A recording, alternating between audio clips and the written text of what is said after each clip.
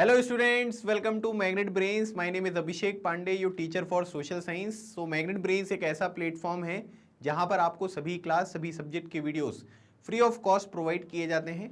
इसका मतलब ये हुआ कि कुछ वीडियोस देखने के बाद ना तो आपको कोई सब्सक्रिप्शन लेना है, ना ही कोई पैकेज परचेज करना है, because best quality content best teachers के साथ आपको फ्री ऑफ कॉस्ट यहाँ प्रोवाइड किया जाता है। आप मैग्नेट ब्रेन्स को फेसबुक पर, इंस्टाग्राम पर और टेलीग्राम पर भी फॉलो कर सकते हैं सो दैट कोई भी इंपॉर्टेंट अपडेट आप यहां पर मिस ना करें। सो आज मैं आपके लिए एक नया सेशन लेकर आया हूं हमारे क्लास 8th के जो भी यहां पर स्टूडेंट्स हैं उनके लिए। और आज मैं यहां पर आपके साथ जो डिस्कशन करूंगा इसमें मैं सिविक्स की बात यहां पर आपके साथ करने वाला हूं। ठीक है, तो आपको हिस्ट्री के भी कुछ वीडियोस प्रोवाइड कर दिए गए हैं, आपके सामने जो है ज्योग्राफी के कुछ वीडियोस भी यहाँ पर कंप्लीट हो गए हैं। अब आज का जो हमारा डिस्कशन होगा इसमें हम सिविक्स के बारे में बात करेंगे। ठीक है, और सिविक्स में अगर आप देखोगे तो यहाँ पर ये चैप्टर नंबर 3 है जिसका डिस्कशन हम करने वाले हैं और इसका टाइटल क्या है, why do we need a parliament. ठीक है, तो जो पार्लियामेंट होता है ना, जिसको हम हिंदी में क्या कहते हैं, जिसको हम कहते हैं संसद। ठीक है, तो हमारे देश में जो संसद है उसकी यहाँ पर क्या आवश्यकता है ना, मतलब क्या जरूरत है, उसको अब हम इस चैप्टर में यहाँ पर समझेंगे। अच्छा, जो भी स्टूडेंट्स यहाँ पर इस सेशन को देख रहे हैं, अगर आपको लगता है कि भाई पहले के 2 चैप्टर कहाँ हैं या बाकी सब चीज़ें कहाँ अवेलेबल है, तो आप डिस्क्रिप्शन में कुछ वीडियोस यहाँ पर उनकी लिंक वगैरह मिल जाएगी, तो आप उसको ज़रूर एक बार गो थ्रू कर लो। ठीक है, बाकी अगर आप टाइटल डाल दोगे मैग्नेट ब्रेन्स के साथ यूट्यूब पर सर्च करोगे तो भी आपको वो वीडियोज़ यहाँ पर आसानी से मिल जाएंगे। अब यहाँ पर ये जो पूरा का पूरा चैप्टर है, इस चैप्टर को समझने के लिए मैं चाहता हूँ कि आप लोग अपनी बुक जो है ना, एनसीईआरटी जो बुक है उसको आप अपने साथ ओपन करके रखो। जो मैं यहाँ पर आपको पढ़ाता हूँ वही चीज़ें आपको जो है वो बुक में भी यहाँ पर देखनी है, क्योंकि एनसीईआरटी सोशल साइंस की जो यहाँ पर बुक है ना, आप ये कह सकते हैं कि उसमें वो आपके लिए सफिशिएंट है, उसके लिए कुछ अलग से आपको कोई वैल्यू एडिशन नहीं करना है। अगर आप उसकी एक एक लाइन को ही अच्छे से यहाँ पर ग्रैस्प कर लोगे, समझ जाओगे, तो आपको बहुत अच्छा कॉन्सेप्ट जो है वो यहाँ पर समझने को मिलेगा। ठीक है, तो इस बात को आपको अच्छे से ध्यान रखना है। So why do we need a parliament. अब देखो पार्लियामेंट यहाँ पर क्या है कि जब भी हम पार्लियामेंट की बात करते हैं तो आपको पता है सभी को कि भाई जो अलग अलग तरीके के लॉज होते हैं, है ना, लॉज मतलब कानून बनते हैं, तो वो कानून कौन बनाता है, कानून जो है वो लोकसभा में आपको देखने को मिलेंगे, उसके ऊपर डिस्कशन होता है, फिर राज्यसभा में फिर डिस्कशन होगा। अगर लोकसभा में कोई बिल यहाँ पर पास हो गया, क्योंकि कोई भी अगर कानून हमारे देश में बन रहा है तो पहले वो बिल के रूप में आता है ना, फिर क्या होगा कि लोकसभा राज्यसभा वगैरह में उसके ऊपर डिस्कशन होता है, डिस्कशन के बाद उसके ऊपर वोटिंग करी जाती है, फिर वोटिंग में अगर वो चीज़ पास हो जाती है तो फिर वो प्रेसिडेंट के पास यहाँ पर जाता है, फिर वो अप्रूवल यहाँ पर होता है, और अप्रूवल के बाद फिर क्या होता है कि वो कानून जो है वो यहाँ पर आपको बनता हुआ देखने को मिलेगा। दूसरी बात अगर हम यहाँ पर समझें कि अगर मान लीजिए कि लोकसभा है, ठीक है, लोकसभा में प्राइम मिनिस्टर आपको देखने को मिल सकते हैं, वैसे राज्यसभा से भी प्राइम मिनिस्टर हो सकते हैं। जैसे डॉक्टर मनमोहन सिंह जी जो थे वो हमारे प्राइम मिनिस्टर थे, है ना, लेकिन वो राज्यसभा मेंबर थे, लोकसभा मेंबर नहीं थे। फिर अभी के टाइम पीरियड पर अगर आप देखेंगे तो श्री नरेंद्र मोदी जी जो है वो हमारे प्राइम मिनिस्टर हैं, लेकिन वो लोकसभा के मेंबर हैं। तो दोनों जगह में से कहीं पर भी हो सकते हैं, और उनका एक पूरा का पूरा कैबिनेट है। कैबिनेट का मतलब क्या होता है, मिनिस्टर्स। अब मिनिस्टर्स ने अगर मान लो कि कोई भी काम यहाँ पर किया है ना, तो अब उनको अपने काम की जो है ना वो यहाँ पर क्या है कि अगर मान लीजिए कि कोई दूसरे जो लीडर्स हैं जो दूसरी पॉलिटिकल पार्टीज के हैं, तो वो यहाँ पर क्या कर सकते हैं कि क्वेश्चन पूछ सकते हैं, तो वो उनको यहाँ पर आंसर देना पड़ेगा। जो भी यहाँ पर खर्च हो रहा है वो किस तरीके से हो रहा है, वो सब चीजें भी पार्लियामेंट में यहाँ पर डिस्कस की जा सकती हैं। तो अलग अलग तरीके की प्रोसेस हैं, उन प्रोसेस को कंट्रोल करने के लिए, मॉनिटर करने के लिए, सही तरीके से इंप्लीमेंट करने के लिए जो पार्लियामेंट होता है वो यहाँ पर बहुत जरूरी रोल यहाँ पर प्ले करता है। ठीक है, तो ये तो मैंने एक छोटा सा एक आइडिया आपको बता दिया है ना, इससे बहुत ज़्यादा हमको जो है वो यहाँ पर डिस्कस करना है, तो काफ़ी अच्छी तरीके से मैं आपको एक्सप्लेन करूँगा, लेकिन थोड़ा सा एक आइडिया हमारे दिमाग में रहे कि भाई हम यहाँ पर लोकसभा राज्यसभा है ना और उनकी वर्किंग वगैरह के बारे में यहाँ पर पढ़ने हैं, तो फिर पढ़ने में क्या है कि थोड़ा आनंद आता है ना, मतलब मज़ा आता है कि हमको पता होता है कि हमें क्या पढ़ना है। तो इसलिए आपको ये चीज़ मैंने थोड़ा सा समझा दी है। अब मैं एक एक लाइन हर एक चीज़ जो भी आपकी बुक में इंपॉर्टेंट दी गई है उसको एक्सप्लेन करूंगा, कुछ एडिशनल इन्फॉर्मेशन भी मैं आपको बताऊंगा। अगर आपको लगता है कि वो एडिशनल इन्फॉर्मेशन आपके काम की है तो आप उसको ज़रूर बुक में नोट कर लीजिएगा, ताकि कभी इन फ्यूचर आप रिवीजन करो तो आप उसको जो है वो ज़रूर गो थ्रू एक बार कर लो। ठीक है भाई, चलिए तो शुरू करते हैं आज का हमारा सेशन। सबसे पहले यहाँ पर क्या बोला गया है कि we're India pride ourself on being a democracy. ठीक है, डेमोक्रेसी का मतलब यहाँ पर क्या होता है भाई, डेमोक्रेसी का मतलब यहाँ पर ये है कि पहले के चैप्टर में मैं आपको ऑलरेडी बता चुका हूँ कि डेमोक्रेसी यहाँ पर क्या है ना। तो डेमोक्रेसी का सिंपल सा मीनिंग अगर आप देखोगे तो डेमोक्रेसी का मतलब ये होता है कि भाई वहाँ पर जो पूरी की पूरी सरकार है ना, वो कैसी होनी चाहिए, वो इलेक्टेड गवर्नमेंट होनी चाहिए, है ना। मतलब इलेक्टेड गवर्नमेंट का मतलब ये है कि उनको इलेक्शन के तहत जो है वो आप यहां पर इलेक्ट करो, ठीक है, मतलब वोट वगैरह डाल के वो इलेक्शन होना चाहिए। दूसरी बात यहां पर ये है कि वो जो इलेक्शन यहां पर होगा वो कैसा होना चाहिए, वो सभी लोग यहां पर वोट डालें। ऐसा नहीं कि मतलब कुछ लोगों को आपने परमिट कर दिया कि आप लोग ही केवल वोट डाल सकते हो और उनके वोट के बेसिस पे कोई गवर्नमेंट जो है उसका फॉर्मेशन यहां पर हुआ है, ठीक है, ऐसा बिल्कुल नहीं होना चाहिए। सभी लोगों के पास वोटिंग राइट्स यहां पर होनी चाहिए। तीसरी बात यहां पर यह है कि उस देश में जो यहां पर इलेक्शन होते हैं वो फ्री एंड फेयर इलेक्शन होनी चाहिए, है ना। ऐसा नहीं है कि जो रूलिंग पार्टी है उसको डर ना लगे कि हम हार सकते हैं, है ना, डर भी लगना चाहिए, उम्मीद भी होनी चाहिए कि हम जीत सकते हैं। तो फ्री एंड फेयर इलेक्शंस आपको होने चाहिए। सब लोगों को अपनी बात रखने का जो है वो बराबर हक होना चाहिए, है ना। तो ऐसी जो कंट्री यहां पर है, ऐसी कंट्री को हम एक डेमोक्रेटिक कंट्री जो है वो यहां पर कह सकते हैं। डेमोक्रेटिक कंट्री का मतलब यही नहीं होता है कि by the people, for the people, of the people, है ना, ये नहीं है। डेमोक्रेटिक का जो यहां पर आप ये देखोगे तो इसका जो पूरा का पूरा, है ना, जब आप अगली क्लास में जाओगे 9th क्लास में तो आप वहां पर भी पढ़ोगे डेमोक्रेसी है क्या, किस तरीके से है। लेकिन एक शॉर्ट में मैंने आपको बता दिया कि केवल एक सिंपल सी डेफिनेशन से जो है वो हम डेमोक्रेसी को डिफाइन नहीं कर सकते हैं। आज के टाइम पीरियड पर जनता के पास हक है। अगर मतलब मान लीजिए कि कोई पार्टी जो है, कोई सरकार जो है वो अच्छा काम नहीं करती है तो अगले इलेक्शन में क्या है कि जनता उसको हटा सकती है ना। तो ये पॉइंट आपको समझना है कि डेमोक्रेसी में अगर हम यहाँ पर रह रहे हैं तो हमारी कुछ वैल्यू है। जैसे अगर आप कॉन्स्टिट्यूशन का प्रेम्बल, ठीक है, प्रेम्बल अगर आप देखेंगे तो वहां पर क्या लिखा हुआ है, we the people of India, है ना, मतलब कि हम लोग, मतलब कि हमारे कॉन्स्टिट्यूशन की जो पूरी की पूरी पावर यहाँ पर डिराइव हो रही है वो किससे हो रही है, वो जनता से डिराइव हो रही है। जहां पर डेमोक्रेसी नहीं है वहां पर अगर आप देखोगे तो एक अलग तरीके का रूल है ना, मतलब वहां पर क्या है कि दादागिरी चल रही है। तो इसीलिए क्या होता है कि हमें इस बात के ऊपर जो है वो बहुत गर्व होना चाहिए कि दुनिया की सबसे बड़ी जो डेमोक्रेसी है ना, वो कौन सी है, वो प्यारे भारत की डेमोक्रेसी है ना। वहां पर हम लोग यहां पर रहते हैं। अगर आपसे कोई ये पूछे कि भाई दुनिया की सबसे पुरानी डेमोक्रेसी कौन सी है तो उसका आंसर होगा यूएसए, है ना। यूएसए जो है वो दुनिया की सबसे पुरानी डेमोक्रेसी है। लेकिन सबसे बड़ी जो डेमोक्रेसी आपको देखने को मिलेगी वो प्यारा भारत आपको देखने को मिलता है ना। कई बार क्या होता है कि चाइना ये बोलता है कि नहीं नहीं, भारत नहीं है सबसे बड़ी डेमोक्रेसी, हमारी पॉपुलेशन ज्यादा है और हम लोग जो है वो दुनिया की सबसे बड़ी डेमोक्रेसी है। तो उनको वहीं पर जो है पकड़ में आ गया कि भाई तुम झूठ बोल रहे हो, क्योंकि तुम्हारे यहाँ पर जो सिंगल पार्टी रूल है ना। डेमोक्रेसी में यहाँ पर एक डेफिनेशन ये भी कहती है कि डेमोक्रेसी में जनता के पास चॉइसेस होनी चाहिए कि भाई यहां पर क्या है कि ये जो इलेक्शन वगैरह हो रहा है वो कैसा हो रहा है भाई, वो यहां पर कैसा है कि उसमें लोगों के पास एक से ज्यादा पार्टी को चूज करने के यहां पर चॉइस है। आपके पास तो केवल एक ही party, communist party of China, वहीं से जो है वो लीडर बनेंगे। तो कैसे आप यहां पर ये कह सकते हो कि डेमोक्रेसी में जनता के पास बहुत सारे अलग अलग तरीके की चॉइसेस देखने को मिल रहे हैं, ठीक है। तो आप झूठ बोल रहे हो, आप डेमोक्रेसी नहीं हो, ठीक है। आपके यहाँ पर क्या है कि एक अलग तरीके की जो कम्युनिस्ट आइडियोलॉजी है वो यहाँ पर आपको देखने को मिलती है, ठीक है। कम्युनिज्म मतलब ये होता है कि सरकार का कंट्रोल होगा, एक ही सरकार आपको देखने को मिलती है। सो हम ये कह सकते हैं कि हम डेमोक्रेसी में रह रहे हैं और इस बात का जो है हमें यहां पर बहुत गर्व है। हम यहां पर ये समझेंगे कि the relation between the ideas of participation in the decision making and the need for all democratic government to have the consent of their citizen. Simple सी बात यहां पर यह है कि डिसीजन मेकिंग दो तरीके से यहां पर हो सकती है ना।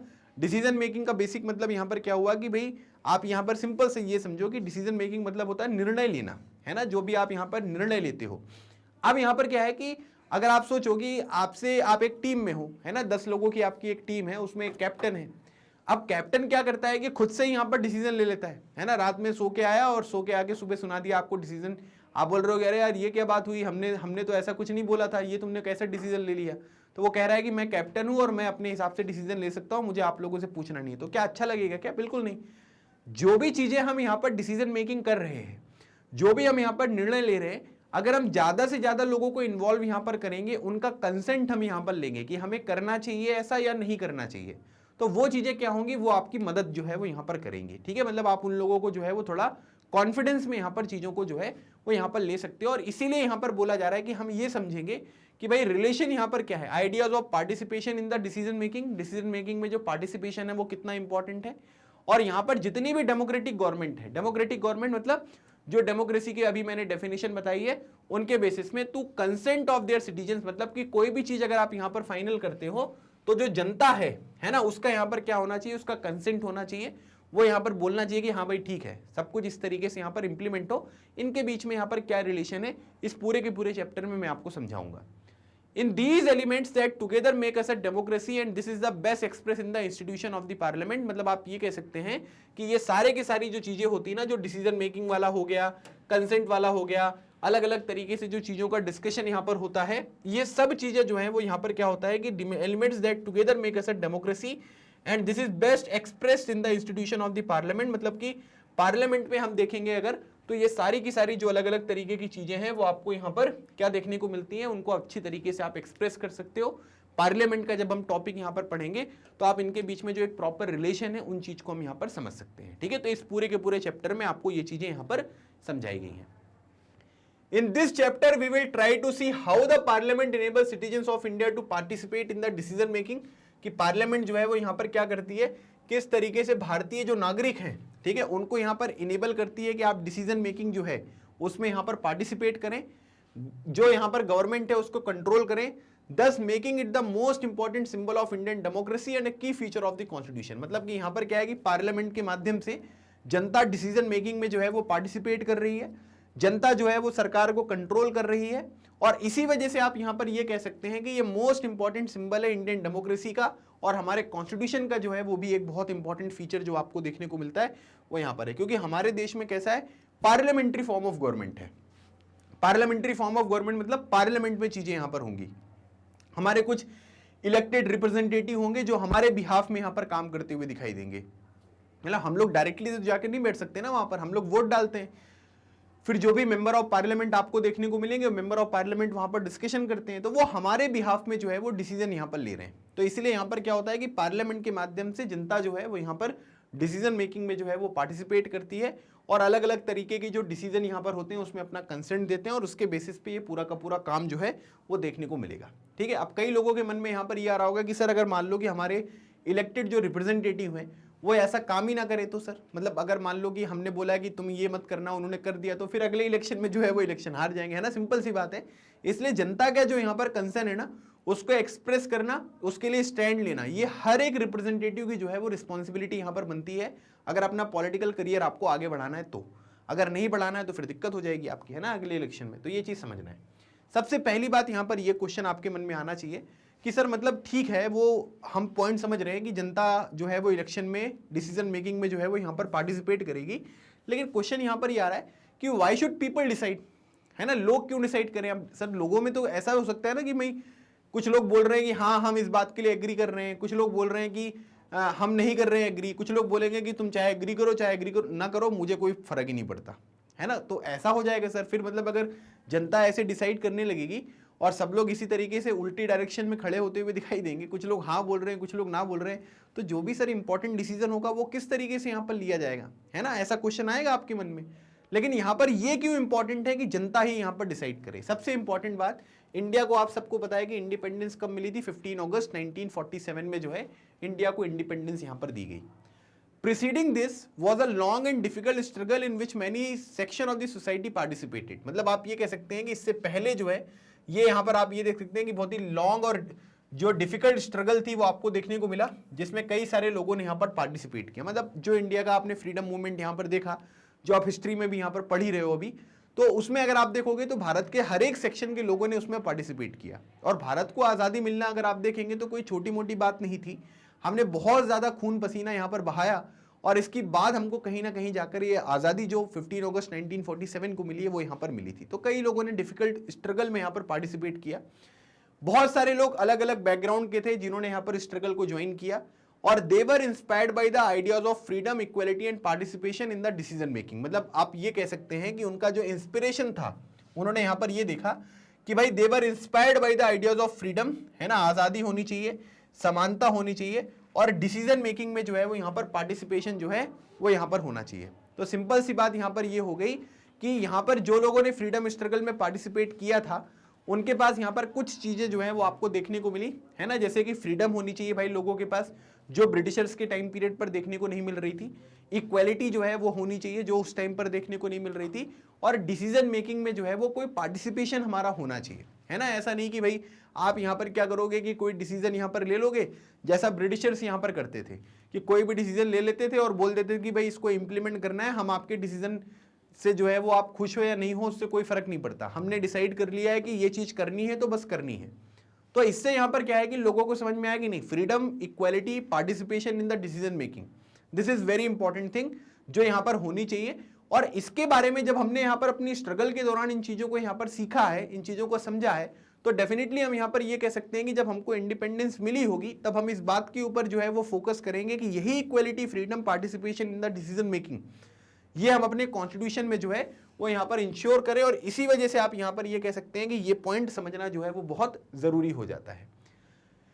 कॉलोनियल रूल के बारे में अगर हम बात करेंगे, कॉलोनियल रूल का मतलब ये हुआ कि जब ब्रिटिशर्स भारत के ऊपर यहाँ पर क्या कर रहे थे, यहाँ पर रूलिंग अपनी दिखा रहे थे।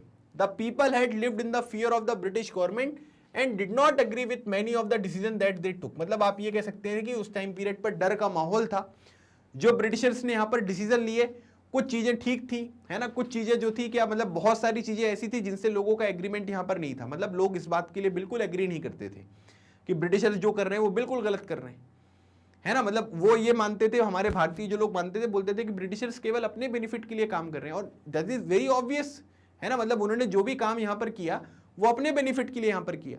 तो कई सारे डिसीजन ब्रिटिशर्स के द्वारा ऐसे लिए गए जिसको इंडियन बिल्कुल यहाँ पर सही नहीं मानते। तो उनका मानना यह था कि ब्रिटिशर्स का ये जो डिसीजन है ये पूरी तरीके से आपको गलत देखने को मिल रहा है, हम इससे जो है वो बिल्कुल यहाँ पर एग्री नहीं करते। But they face grave danger if they try to criticise the decision. अब अगर मान लीजिए कि अगर आप ब्रिटिशर्स के डिसीजन को यहाँ पर क्या करते हो कि क्रिटिसाइज करते हो, है ना, ओपनली यहाँ पर जो है वो यहाँ पर कुछ बोलते हो, तो आपको फ्रीडम तो थी नहीं उनके टाइम पीरियड पर।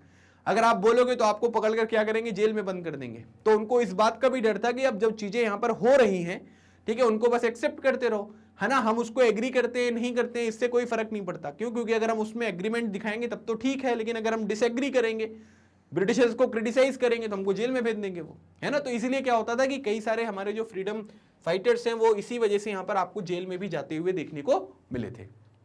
The freedom movement change this situation, ठीक है। अब उसके बाद क्या हुआ, लेकिन अगर आप देखेंगे कि जब यहाँ पर आज़ादी की, ठीक है, ये जो पूरा का पूरा मूवमेंट आपको देखने को मिला, सभी लोगों ने पार्टिसिपेट किया, तो आप ये कह सकते हैं कि ये जो पूरी की पूरी सिचुएशन है वो यहाँ पर चेंज हो गई। The nationalist began to openly criticise the British government and make demand, ठीक है। नेशनलिस्ट का मतलब यहाँ पर क्या हुआ कि जो लोग यहाँ पर राष्ट्रवादी लोग थे, जो लोग भारत को इंडिपेंडेंट करवाना चाहते थे, जो लोग यहाँ पर ब्रिटिश एक्शंस के अगेंस्ट यहाँ पर आवाज उठाते थे, वो नेशनलिस्ट लोग हैं, ठीक है, जिनके लिए अपना देश यहाँ पर सर्वोपरि है।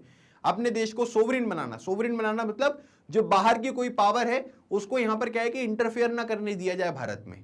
तो ऐसे जो लोग हैं वो नेशनलिस्ट लोग आपको देखने को मिलेंगे। हिंदी में अगर आप देखोगे तो इसको बोलते हैं राष्ट्रवादी विचारधारा के लोग। तो उन्होंने क्या कर दिया कि जब यहाँ पर ये फ्रीडम मूवमेंट चल रही थी तब इन्होंने क्या बोला, तब बोला कि भाई ये चीजें गलत है। जो ब्रिटिशर्स को खिलाफ अभी तक आवाज नहीं उठा रहे थे ना लोग, अब क्या होने लग गया कि फ्रीडम मूवमेंट के दौरान अगर आप देखोगे तो ब्रिटिशर्स कोई भी पॉलिसी यहाँ पर लेकर आते थे, है ना, तो उसके खिलाफ वो लोग आवाज उठाते थे। चाहे वो साइमन कमीशन हो, साइमन कमीशन जब यहाँ पर आया, ठीक है, हमारे देश के वीर सपूत, ठीक है, जिनका नाम था श्री लाला लाजपत राय जी, है ना, उन्होंने क्या किया, भगत सिंह और उनके जो भी यहाँ पर साथी थे उनके साथ जो है साइमन गो बैक के नारे लगाए। ब्रिटिशर्स ने क्या किया कि लाठीचार्ज में लाला लाजपत राय जी को जो है वो यहाँ पर शहीद कर दिया।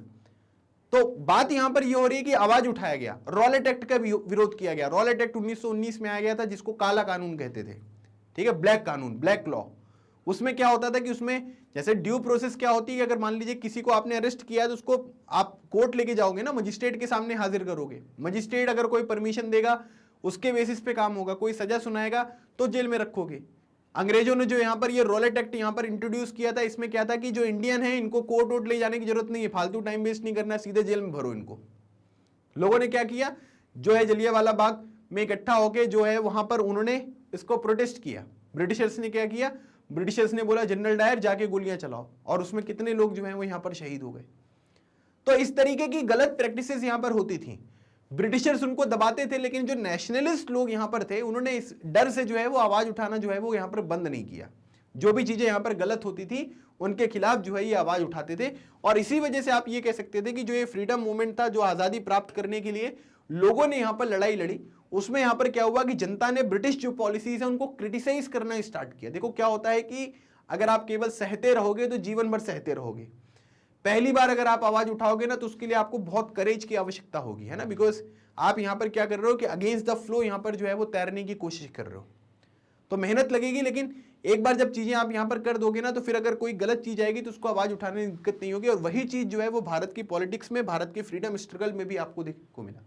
जो भी ब्रिटिश पॉलिसीज थी जो लगता था कि गलत है, उसको यहां पर क्या करेंगे, उसके खिलाफ हम यहां पर जो है वो आवाज उठाएंगे। As far back as 1885, the Indian National Congress demanded that there be elected members in the legislature with the right of discuss the budget and ask questions. ठीक है, आप ये देख सकते हैं पर्सनालिटी है, ये ब्रिटिश पर्सनालिटी है, इनका नाम है A.O. ह्यूम। ठीक है, A.O. ह्यूम इनका नाम है।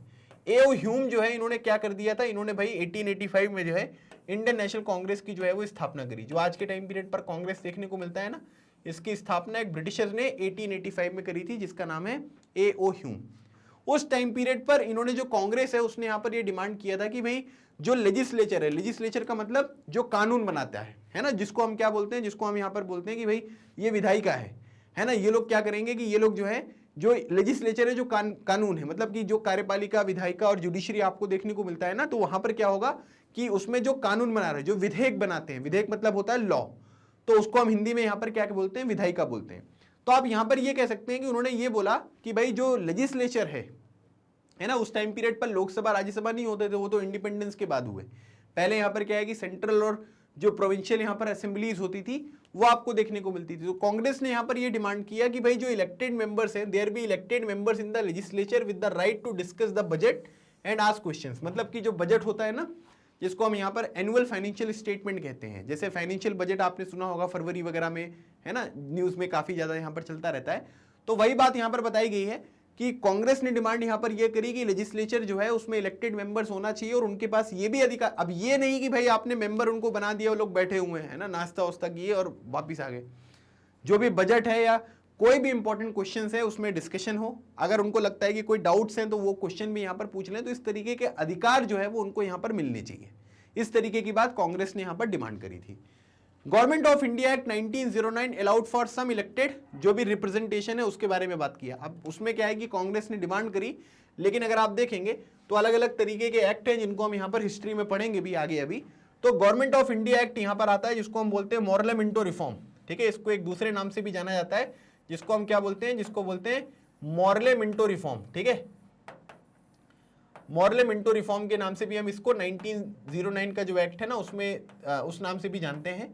तो इसमें यहां पर क्या है कि कुछ इलेक्टेड जो रिप्रेजेंटेशन था उसको अलाउ किया गया है ना। कांग्रेस ने डिमांड करी कि ऐसा होना चाहिए, तो उन्होंने बोला कि चलो ठीक है भाई, हम यहां पर क्या करते हैं कि कुछ चीजें जो है वो आपको यहां पर प्रोवाइड कर देते हैं, है ना, कोई दिक्कत नहीं है।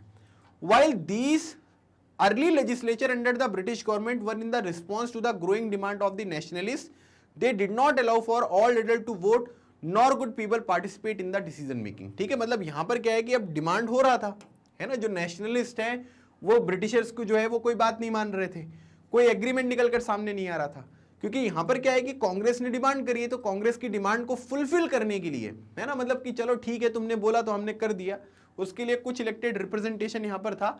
लेकिन याद रखिएगा, they did not allow for all adult to vote, मतलब कि सभी को वोटिंग राइट्स नहीं मिले। और उसके बाद यहां पर क्या है, ना तो सब लोगों को यहां पर यह बोला गया कि डिसीजन मेकिंग में आप यहां पर पार्टिसिपेट कर सकते हो। सिंपल सी बात यहां पर यह है कि वोटिंग राइट्स भी नहीं मिले और डिसीजन मेकिंग में भी यहां पर पार्टिसिपेट करने का उनका जो है वो यहां पर क्या हुआ कि आप ये कह सकते हैं कि बहुत ज्यादा जो यहां पर पार्टिसिपेशन वगैरह होता है, डिसीजन मेकिंग वगैरह में जो चीजें में इन्वॉल्वमेंट यहां पर होगा, वो सब चीजें इंश्योर नहीं करेगी। जस्ट फॉर नेम शेक आप यहां पर ये कह सकते हैं कि थोड़ा सा उनको यहां पर बोल दिया गया कि आप यहां पर क्या कर सकते हो कि पार्टिसिपेट जो है वो यहां पर कर सकते हो। ठीक है, इस तरीके से उनकी रिक्वायरमेंट जो है वो यहां पर फुलफिल करी गई। The experience of colonial rule as well as the participation of the different people in the struggle for freedom left little doubt in the mind of the nationalists that all person in the independent India would be able to participate in the making decisions। ठीक है, मतलब कि उस time period पर मैंने आपको बताया कि सब लोगों के पास अधिकार नहीं था कि सब लोग जो है वो पार्टिसिपेट करें, सबको वोटिंग राइट्स नहीं दिए गए, सब लोगों को डिसीजन मेकिंग जो है उसमें यहाँ पर इन्वॉल्व नहीं किया गया। तो अब दिमाग में एक चीज तो ये फिट हो गई ना, क्योंकि हमारे साथ बुरा हो रहा है ना। उस टाइम पीरियड पर जो नेशनलिस्ट लोग थे उनका मानना ये था कि हमें क्या करना है कि भाई ये तो गलत कर रहे हो आप हमारे साथ, ब्रिटिशर्स के साथ। तो उनको ये समझ में आ गया कि भाई अगर अब हमारा देश जब यहाँ पर आज़ाद होगा तो आज़ाद होने के बाद हमें कुछ ऐसी पॉलिसीज जो हैं वो लेकर आनी पड़ेंगी जिसमें हम क्या कर सकें कि जितने लोग हैं सभी लोग डिसीजन मेकिंग में जो है वो यहाँ पर पार्टिसिपेट करें, है ना। मतलब हमको ये समझ में आ रहा है कि जो स्ट्रगल यहाँ पर जिसमें उन्होंने पार्टिसिपेट यहाँ पर किया था, उसके एक्सपीरियंस से उनको ये चीज पता चली कि हमें क्या करना पड़ेगा, कुछ ऐसा सिस्टम यहां पर बनाना पड़ेगा जिसमें क्या है कि सभी लोग जो हैं वो यहां पर क्या कर सकें कि पार्टिसिपेट कर सकें, है ना। समझ में आ रहा है, जैसे क्या होता है कि बैड एक्सपीरियंस से, है ना, हमको कुछ नई चीजें सीखने को मिलती हैं। और यहाँ पर क्या है कि अच्छी चीजों से भी हमको सीखने को मिलती है। तो दोनों पॉसिबिलिटी है। तो हमने क्या किया कि जो कॉलोनियल रूल था, जब ब्रिटिशर्स हमारे ऊपर रूल कर रहे थे, from there we got to know कि भाई नहीं, हमें इस तरीके से इंप्लीमेंटेशन करना है चीजों का, सो दैट हम ज्यादा से ज्यादा लोगों को डिसीजन मेकिंग में यहाँ पर पार्टिसिपेट करवा पाए, है ना। क्योंकि ब्रिटिशर्स ने हमें क्या किया था, इस तरीके का कोई भी प्रोविजन जो है वो हमको प्रोवाइड नहीं किया था जिसकी वजह से ज्यादा लोग यहाँ पर पार्टिसिपेट करें। वो लिमिटेड रिप्रेजेंटेशन यहाँ पर था, है ना। उनको मेंबर बना दिया, डिसीजन वगैरह में पार्टिसिपेट नहीं करना है, क्वेश्चन नहीं पूछना है, इस तरीके की चीजें आपको देखने को मिलेगी।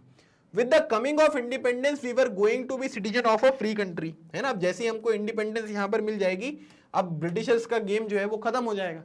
और ब्रिटिशर्स का गेम जब यहाँ पर खत्म हो जाएगा तो हम ये कह सकते हैं कि हम एक फ्री कंट्री, है ना, एक सोवरेन कंट्री।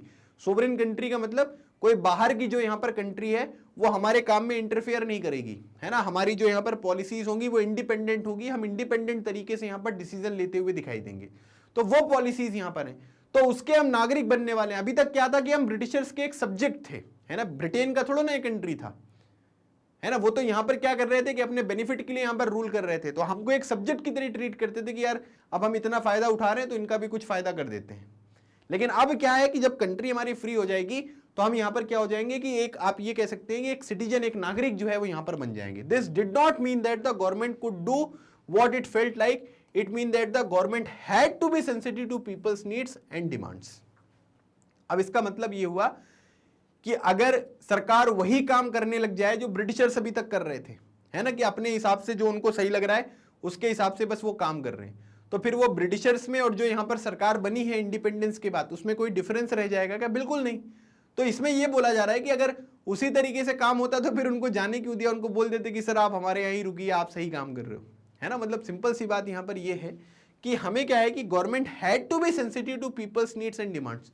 लोगों की यहाँ पर क्या जरूरत है, लोगों की यहाँ पर क्या मांगे हैं, इन बात को भी जो है वो यहाँ पर क्या करना पड़ेगा, सरकार को जो है वो यहाँ पर समझना पड़ेगा, है ना। अगर सरकार इन चीजों को नहीं समझेगी तो फिर यहाँ पर इंडिपेंडेंट इंडिया का जो है वो कोई मतलब रहेगा क्या? बिल्कुल कोई मतलब नहीं रहेगा।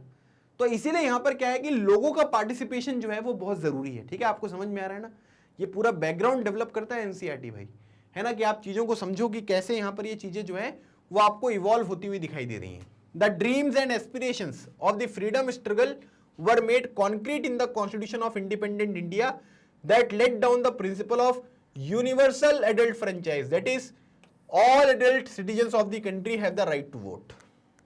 और इसीलिए आप ये कह सकते हैं कि जो एक्सपीरियंस हमने यहाँ पर अपने फ्रीडम स्ट्रगल में यहाँ पर प्राप्त किया, वो चीजें हमारे कॉन्स्टिट्यूशन का बेसिस बनकर निकल कर आई, है ना। उन चीजों को कॉन्स्टिट्यूशन में यहाँ पर क्या है, इंक्लूड किया गया है। और इसी वजह से आप यहाँ पर ये कह सकते हैं कि जब भारत में यहाँ पर क्या हुआ था कि कॉन्स्टिट्यूशन इंप्लीमेंट यहाँ पर हुआ था, है ना, कब हुआ इफेक्ट में? 26 जनवरी 1950। उसको अडॉप्ट कब किया गया? 26 नवंबर 1949। दोनों में डिफरेंस याद रखिएगा। क्वेश्चन अगर आए कि भाई हमारे कॉन्स्टिट्यूशन को अडॉप्ट कब किया? 26 नवंबर 1949, बिकॉज यहां पर क्या है कि उस दिन कॉन्स्टिट्यूशन जो है वो यहां पर पूरा हो गया था, लेकिन पूरी तरीके से वो इफेक्ट में यहां पर कब आया? तो 26 जनवरी 1950 को आपको यहां पर देखने को मिलेगा। तो उस दिन से, जिस दिन से ये इफेक्ट में आए ना, महिलाओं को और पुरुष को, ठीक है, दोनों को वोटिंग राइट्स दिए गए थे। पहले वोटिंग राइट की जो एज थी वो 21 थी, आज के टाइम पीरियड पर आपको 18 देखने को मिलेगी। लेकिन महिलाओं को, पुरुष को क्या है कि सभी लोगों को बराबर वोट दिए गए। और ये चीज कहां से निकल कर आ रही है? वो चीज वहां से निकल कर आ रही है कि भाई अगर कोई भी पर्टिकुलर गवर्नमेंट है, अगर वो यहां पर कोई काम करती है तो किसके लिए काम करेगी? अपने नागरिकों के लिए काम करेगी। तो अगर नागरिकों का ही डिसीजन मेकिंग में यहां पर पार्टिसिपेशन नहीं है तो फिर तो क्या ही मतलब हुआ। जो सरकारें हैं वो क्या करेंगी? वो अपने हिसाब से काम करेंगी, है ना भाई, कि तुमने हमें इलेक्ट नहीं किया है तो हम तुम्हारे हिसाब से काम नहीं करेंगे, हम अपने हिसाब से काम करेंगे। तो ये तो बिल्कुल गलत हो जाएगा। तो इसलिए क्या होता है कि ये चीज बहुत जरूरी होती है कि लोग यहाँ पर क्या है कि पार्टिसिपेट करें। तो इसीलिए यहाँ पर क्या बोला जा रहा है कि इसीलिए बोला जा रहा है कि जो लोग होंगे वो यहाँ पर डिसाइड करेंगे। मतलब सिंपल सी बात यहाँ पर यह है कि हम लोग यूनिवर्सल एडल्ट फ्रेंचाइज की बात करते हैं, मतलब कि सभी जो एडल्ट सिटीजन्स हैं कंट्री के, उनके पास अधिकार यहाँ पर रहेगा कि वो यहाँ पर क्या करेंगे कि वो वोट देंगे, है ना। मतलब वोट जो है वो यहाँ पर आपको देखने को मिलेगा। और मतलब यहाँ पर सिंपल सी बात है, यूनिवर्सल एडल्ट फ्रेंचाइज का मतलब यही है कि अगर आप उस पर्टिकुलर एज को यहाँ पर कंप्लीट करते हो तो आपके पास यहाँ पर क्या है कि वोटिंग राइट्स जो है वो देखने को मिलते हैं। तो एक क्वेश्चन यहाँ पर आपको ये जो है बिल्कुल अच्छी तरीके से पता चलना चाहिए कि भाई वाई शुड पीपल डिसाइड, है ना। इस क्वेश्चन का आंसर मिल गया ना कि भाई जब कॉलोनियल रूल यहाँ पर चल रहा था तो उस टाइम पीरियड पर जनता क्या चाहती है, क्या नहीं चाहती है, इसके ऊपर ब्रिटिश जो गवर्नमेंट है उसको कोई लेना देना नहीं था। ब्रिटिश गवर्नमेंट ये चाहती थी कि जो कानून अपने बेनिफिट के लिए यहाँ पर लेकर आ रही है उसको लोग यहाँ पर माने। तो इससे क्या है कि फिर लोगों ने सोचा कि यार ये तो गलत बात हो जाएगी, है ना, हमें क्या करना है कि हमें भी पार्टिसिपेट यहाँ पर करना है ताकि जो डिसीजन मेकिंग वगैरह होती है उसमें हमको मौका मिले। लेकिन ब्रिटिशर्स ने उनको नाम मात्र का जो यहाँ पर रिप्रेजेंटेशन था वो यहाँ पर दिया था, मतलब उनके पास जो जनता है उसके पास बहुत ज़्यादा पावर यहाँ पर नहीं थी। तो इसी वजह से हमारे जो फ्रीडम फाइटर्स हैं उन्होंने डिसाइड किया कि जब भारत एक इंडिपेंडेंट कंट्री यहाँ पर बनेगा तो हमें सब लोगों को क्या करना है कि वोटिंग राइट्स जो है वो देने होंगे, ताकि लोग यहाँ पर डिसाइड करेंगे किस तरीके से यहाँ पर जो गवर्नेंस है वो यहाँ पर होगा, है ना, मतलब जो भी सरकार वगैरह बनेगी, जो भी मेंबर्स आपको यहाँ पर इलेक्ट होते हुए दिखाई देंगे, उसके लिए यहाँ पर क्या है कि सभी लोगों को वोटिंग राइट्स यहाँ पर देना है, चाहे वो मेल हो चाहे फीमेल हो। ये बात हमको यहाँ पर जो है दूर हटाकर सभी लोगों को यहाँ पर वोटिंग राइट्स जो है वो प्रोवाइड करने हैं। और इसीलिए यहाँ पर आपको ये समझना है कि the dreams and aspirations of the freedom struggle जो हमने वहाँ पर देखा था जब हम फ्रीडम मूवमेंट यहाँ पर फॉलो कर रहे थे, उस टाइम पीरियड पर हमारे कुछ ड्रीम्स थे, कुछ एस्पिरेशंस थे, वो चीज़ें हमने कॉन्स्टिट्यूशन जो भारत का है इंडिपेंडेंट, ठीक है, उसमें हमने यहाँ पर क्या किया कि उन चीज़ों को इंक्लूड किया और वहीं से यूनिवर्सल एडल्ट फ्रेंचाइज जिसको हम यूनिवर्सल एडल्ट सफरेज जो है वो भी यहाँ पर कहते हैं, ठीक है। तो दोनों चीज़ें क्या है कि एक ही हैं और कभी कंफ्यूज मत होइएगा, कभी इस नाम से भी यहाँ पर आ सकता है, कभी यूनिवर्सल एडल्ट फ्रेंचाइज के नाम से भी आ सकता है, ठीक है। तो दोनों चीज़ें जो है वो आपको एक ही यहाँ पर देखने को मिलेंगी, ठीक है भाई। चलिए अब अगली हेडिंग अगर आप देखेंगे तो दिया हुआ है कि पीपल एंड देयर रिप्रेजेंटेटिव्स, ठीक है, मतलब लोग और उनके रिप्रेजेंटेटिव। जैसे आपने देखा होगा दो तरीके की डेमोक्रेसी होती है, एक होती है डायरेक्ट डेमोक्रेसी और एक होती है इनडायरेक्ट डेमोक्रेसी। डायरेक्ट डेमोक्रेसी कैसे, मतलब छोटे लेवल पर, है ना, जहां पर पॉपुलेशन थोड़ा कम होगी, भाई ठीक है, कौन कौन सी वाली मूवी देखेगा, ये वाली मूवी कौन देखेगा, ये वाली मूवी कौन देखेगा, दो मूवीज के सब लोगों ने हाथ उठा दिया कि हम देखेंगे हम देखेंगे हम ये वाली मूवी देखेंगे, डायरेक्ट डेमोक्रेसी हो गई। लेकिन भारत जो कि दुनिया की सेकंड मोस्ट पॉपुलस यहाँ पर आपको कंट्री देखने को मिलेगा, है ना, मतलब सबसे ज़्यादा पॉपुलेशन चाइना में, उसके बाद भारत में आपको देखने को मिलता है।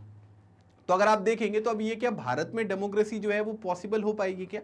नहीं हो पाएगी डायरेक्ट डेमोक्रेसी कि सब लोग इकट्ठा हो रहे हैं, है ना, क्योंकि भारत बड़ा भी बहुत है, पॉपुलेशन भी बहुत ज़्यादा है, तो पॉसिबल नहीं है। और इसीलिए क्या होता है कि हमारे यहाँ पर जो है वो रिप्रेजेंटेटिव डेमोक्रेसी जो है वो आपको देखने को मिलती है। रिप्रेजेंटेटिव डेमोक्रेसी मतलब जो अलग अलग कॉन्स्टिट्यूएंसीज होती है ना, कॉन्स्टिट्यूएंसीज का मतलब जहाँ पर इलेक्शन होते हैं। तो जैसे मान लो कि आपके शहर में इलेक्शन हो रहा है, तो आपके शहर में इलेक्शन होते हैं तो अलग अलग वार्ड्स यहाँ पर आपको देखने को मिलते हैं। आपके स्टेट में इलेक्शन होते हैं तो अलग अलग यहाँ पर क्या है कि कॉन्स्टिट्यूएंसीज देखने को मिलेंगी, है ना। तो ऐसे ही यहाँ पर क्या होता है कि आप ये कह सकते हैं कि जो पूरा का पूरा रिप्रेजेंटेशन यहाँ पर होता है वो किसके थ्रू होगा, आपके रिप्रेजेंटेटिव्स के थ्रू होगा, है ना। एक पर्टिकुलर एरिया होगी, वहाँ की जो जनता है वो वोट डालकर अपना रिप्रेजेंटेटिव जो है वो यहाँ पर इलेक्ट करती है, जो आपको जो स्टेट की असेंबली होती है वहाँ पर भी देखने को मिलेगी या लोकसभा राज्यसभा में देखने को मिलती है। उस तरीके से उनका रिप्रेजेंटेशन होता है। तो इसको हम क्या बोलते हैं, इसको बोलते हैं जो रिप्रेजेंटेटिव डेमोक्रेसी है, उसका मीनिंग यहाँ पर ये होता है, ठीक है। इस पॉइंट को अच्छे से नोट कर लेना। अब क्या होता है कि हमको एक बात ये समझ में आ गई, the take off point for a democracy is the idea of consent, है ना। अगर कहीं पर क्या है कि अगर कहीं पर भी डेमोक्रेसी आपको देखने को मिल रही है तो उसके लिए यहाँ पर क्या है, वो सबसे इंपॉर्टेंट चीज होता है कंसेंट, है ना, मतलब कि the desire approval and participation of people, मतलब कि लोग यहाँ पर क्या करेंगे, लोग यहाँ पर डिजायर करेंगे भाई हमें क्या करना है कि भाई हमें जो है वो यहाँ पर कंसेंट देना है, उसका अप्रूवल जो है वो जनता से मिलना चाहिए, और लोग भी यहाँ पर क्या करें कि उस पूरी की पूरी ड्यू प्रोसेस में जो है वो यहाँ पर पार्टिसिपेट करें, है ना। डेमोक्रेसी में अगर मान लीजिए कि जनता का पार्टिसिपेशन ही नहीं है तो आप यहाँ पर ये कह सकते हैं कि वो डेमोक्रेसी है ना, बिल्कुल नहीं है। डेमोक्रेसी में जनता जो है वो काफी इंपॉर्टेंट रोल यहाँ पर प्ले करती है, मतलब उनका डिजायर अप्रूवल जो भी पार्टिसिपेशन होता है, ये सब चीजें जो है वो बड़े स्केल पर आपको काम करती हुई दिखाई देती हैं। It is the decision of people that creates a democratic government and decide about it's functioning, ठीक है। मतलब लोग यहाँ पर क्या करते हैं कि मतलब लोगों का डिसीजन होता है कि लोग यहाँ पर क्या करेंगे कि अपने अपने रिप्रेजेंटेटिव यहाँ पर इलेक्ट करेंगे, है ना। उनके बेसिस पे क्या है कि सरकार का फॉर्मेशन होगा, गवर्नमेंट फॉर्म होगी और फिर गवर्नमेंट यहाँ पर काम करेगी। फिर अगर मान लीजिए कि लोगों ने डिसाइड किया कि भाई ये गवर्नमेंट अच्छी तरीके से काम नहीं कर रही है तो हमें क्या करना है कि दूसरी गवर्नमेंट लेकर आना है, तो दूसरी गवर्नमेंट का फॉर्मेशन यहाँ पर होगा। तो सिंपल सी बात यहाँ पर यह है कि लोग यहाँ पर डिसाइड करते हैं कि भाई that creates a democratic government, है ना। मतलब डेमोक्रेटिक गवर्नमेंट कैसे होगी, जब लोग यहाँ पर उसको इलेक्ट करेंगे, सभी लोग मिलकर। ऐसा नहीं कि केवल कुछ लोगों को वोटिंग राइट्स दे दिए और उनके बेसिस पे यहाँ पर इलेक्शन हो रहा है सरकार का, ठीक है, ऐसा नहीं है। And decide about it's functioning, मतलब कि वो किस तरीके से काम करेगी वो डिसाइड करे। The basic idea in this kind of democracy is that the individual or the citizen is the most important person, and that in principle the government as well as the public institution need to have the trust of these citizens. ठीक है, मतलब सबसे important बात यहां पर ये समझ लो कि डेमोक्रेटिक अगर आप किसी कंट्री को यहां पर कह रहे हो, जैसे भारत एक डेमोक्रेटिक कंट्री है, तो यहां पर क्या है कि जनता सबसे इंपॉर्टेंट है। और जो भी यहां पर सरकार है, जो भी गवर्नमेंट है, और जो भी वर्किंग इंस्टीट्यूशंस हैं, वर्किंग इंस्टीट्यूशंस में अगर आप देखेंगे, चाहे वो आपके लेजिस्लेटिव ब्रांच हो, है ना, मतलब कि लोकसभा हो गया, राज्यसभा हो गया, स्टेट के केस में अगर आप देखेंगे तो वहां पर विधानसभा, विधान परिषद आपको देखने को मिलती है ना, लेजिस्लेटिव असेंबली है, लेजिस्लेटिव काउंसिल उसको इंग्लिश में बोलते हैं। फिर जुडिशरी हो गया, जिसमें high court, supreme court, district court, subordinate courts आपके हो गए। फिर आपके जो एग्जीक्यूटिव होते हैं, चाहे वो पॉलिटिकल एग्जीक्यूटिव हो, नॉन पॉलिटिकल एग्जीक्यूटिव हो, जिनको हम परमानेंट एग्जीक्यूटिव भी यहाँ पर कहते हैं, जैसे आपके आईएएस ऑफिसर, आईपीएस ऑफिसर। तो यहाँ पर क्या है कि इन सभी इंस्टीट्यूशंस में जो वर्किंग इंस्टीट्यूशंस आपको देखने को मिलते हैं ना, इसमें क्या होना चाहिए कि जो जनता है ना, उसका विश्वास होना चाहिए। अगर जनता यहाँ पर क्या कर रही है कि जनता को ट्रस्ट नहीं है इन इंस्टीट्यूशंस में, जो भी गवर्नमेंट यहाँ पर काम कर रही है, फिर आप ये कह सकते हैं कि उस देश को डेमोक्रेटिक यहाँ पर कहने का मतलब कोई अर्थ नहीं निकल कर आएगा, है ना, कि भाई जनता ने इलेक्ट किया, लेकिन जनता यहाँ पर क्या है कि उन पर्टिकुलर इंस्टीट्यूशंस की वर्किंग पर ही यहाँ पर क्वेश्चन उठा रही है। तो इसीलिए क्या होता है कि जनता का ट्रस्ट होना, needs to have the trust of the citizens, है ना, मतलब जनता का भरोसा होना यहाँ पर बहुत जरूरी है।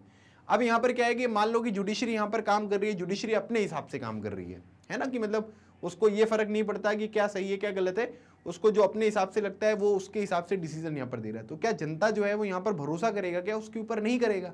इसी तरीके से गवर्नमेंट के बारे में बात कर लीजिए, कोई जो दूसरे ऑफिसेस होते हैं उनके बारे में बात कर लीजिए, है ना। तो वो चीज़ हमको समझना है। आज के टाइम पीरियड पर क्या होता है कि अगर आप, मतलब ये मैं अपना एक जनरल जो है वो परसेप्शन यहाँ पर बता रहा हूँ, और आप इसको ना मतलब अदरवाइज मत लीजिएगा, या आप इसको जनरलाइज नहीं कर रहा हूँ मैं, जस्ट मैं एक एग्जाम्पल आपको दे रहा हूँ।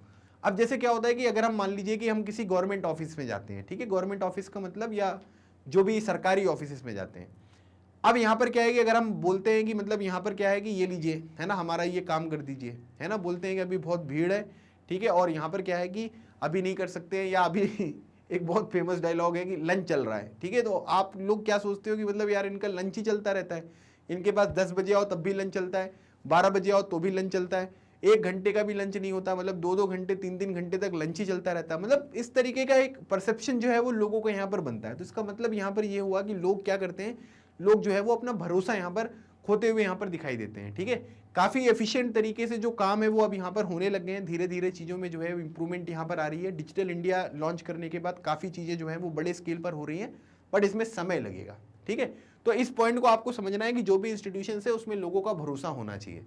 अब यहाँ पर क्या है कि क्वेश्चन यहाँ पर ये आएगा, ठीक है सर वो समझ में आ गया मुझे, लेकिन आपने यहाँ पर ये बोला कि गवर्नमेंट जो है उसमें जनता का जो कंसेंट है वो यहाँ पर लगेगा, ठीक है। मतलब यहाँ पर बोला गया ना कि जैसे सबसे पहला वाला पॉइंट अगर आप देखोगे, बोला जा रहा है कि डेमोक्रेसी के लिए जो सबसे इंपॉर्टेंट पॉइंट है वो है idea of consent.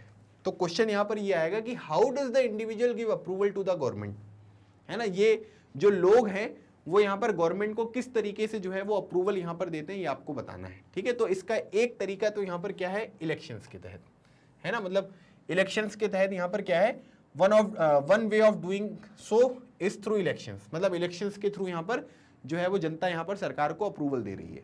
People would elect their representative to the parliament, then one group, ठीक है, from among this elected representative from the government, ठीक है। अब सिंपल सी बात यहाँ पर यह है कि अलग अलग पॉलिटिकल पार्टीज होती हैं, ठीक है, जैसे बहुजन समाज पार्टी हो गया, समाजवादी पार्टी हो गया, आम आदमी पार्टी हो गया, इंडियन नेशनल कांग्रेस हो गया, भारतीय जनता पार्टी हो गया, तृणमूल कांग्रेस हो गया, ऑल इंडिया अन्ना द्रविड़ मुनेत्र कझगम, ठीक है, फिर उसके बाद द्रविड़ मुनेत्र कझगम, ठीक है, डीएमके, एआईडीएमके, बहुत सारी, तेलुगु देशम पार्टी, काफी सारी पॉलिटिकल पार्टीज आपको देखने को मिलती हैं।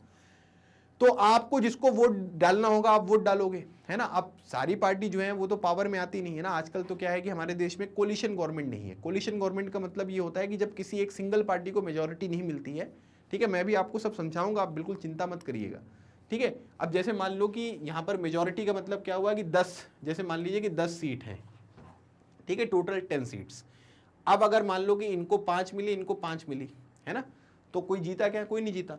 लेकिन अगर मान लो कि 6 हो गया और ये 4 हो गया, तो इसका मतलब ये वाली जो पार्टी है ना, वो मेजॉरिटी में है। तो जो इसी तरीके से सीट्स यहाँ पर ज़्यादा जीतेगी ना, आप उनको यहाँ पर क्या कह सकते हैं कि उनको मेजॉरिटी में कह सकते हैं, तो उनका गवर्नमेंट जो है उनका फॉर्मेशन होगा। मतलब आप ये कह सकते हैं कि गवर्नमेंट जो है उनका फॉर्मेशन आपको देखने को मिलेगा। लेकिन दूसरी बात आपको यहां पर यह ध्यान रखनी है कि जिनका गवर्नमेंट का फॉर्मेशन हो रहा है वो अलग अलग पॉलिटिकल पार्टीज हो सकती हैं, कभी बीजेपी हो सकता है, कभी कांग्रेस हो सकता है, कभी कोई दूसरी पॉलिटिकल पार्टी हो सकती है, ठीक है। तो उन्हीं में से जो भी रिप्रेजेंटेटिव्स आपने यहां पर इलेक्ट किए हैं पार्लियामेंट के लिए, one group from among these elected representative forms the government, ठीक है। वो लोग क्या करेंगे कि जो गवर्नमेंट है ना उसका फॉर्मेशन यहां पर करेंगे, है ना, मतलब सरकार जो है उनकी बनेगी। अब इलेक्शन में तो काफी सारे लोग जो है वो यहाँ पर पार्टिसिपेट करते हैं, लेकिन सबकी सरकार तो नहीं बनती है ना। सरकार क्या है कि केवल एक ही व्यक्ति की जो है वो यहाँ पर बनेगी, एक ही पॉलिटिकल पार्टी जो है उसकी सरकार देखने को मिलेगी, है ना। इस पॉइंट को आपको समझना है कि जो जिसको सबसे ज्यादा सीट यहाँ पर मिलेगी उसके यहाँ पर क्या है कि गवर्नमेंट जो है वो बनती हुई दिखाई देती है। The parliament which is made up of all representative together controls and guides the government, ठीक है। मतलब आप ये कह सकते हैं कि पार्लियामेंट में हर पार्टी के जो मेंबर्स हैं वो आपको देखने को मिलेंगे, ठीक है। जिस पार्टी को सबसे ज्यादा सीट मिली है उसके भी होंगे, जो पॉलिटिकल पार्टीज यहां पर हार गई हैं उनके बारे में भी यहां पर आपको लोग देखने को मिलेंगे।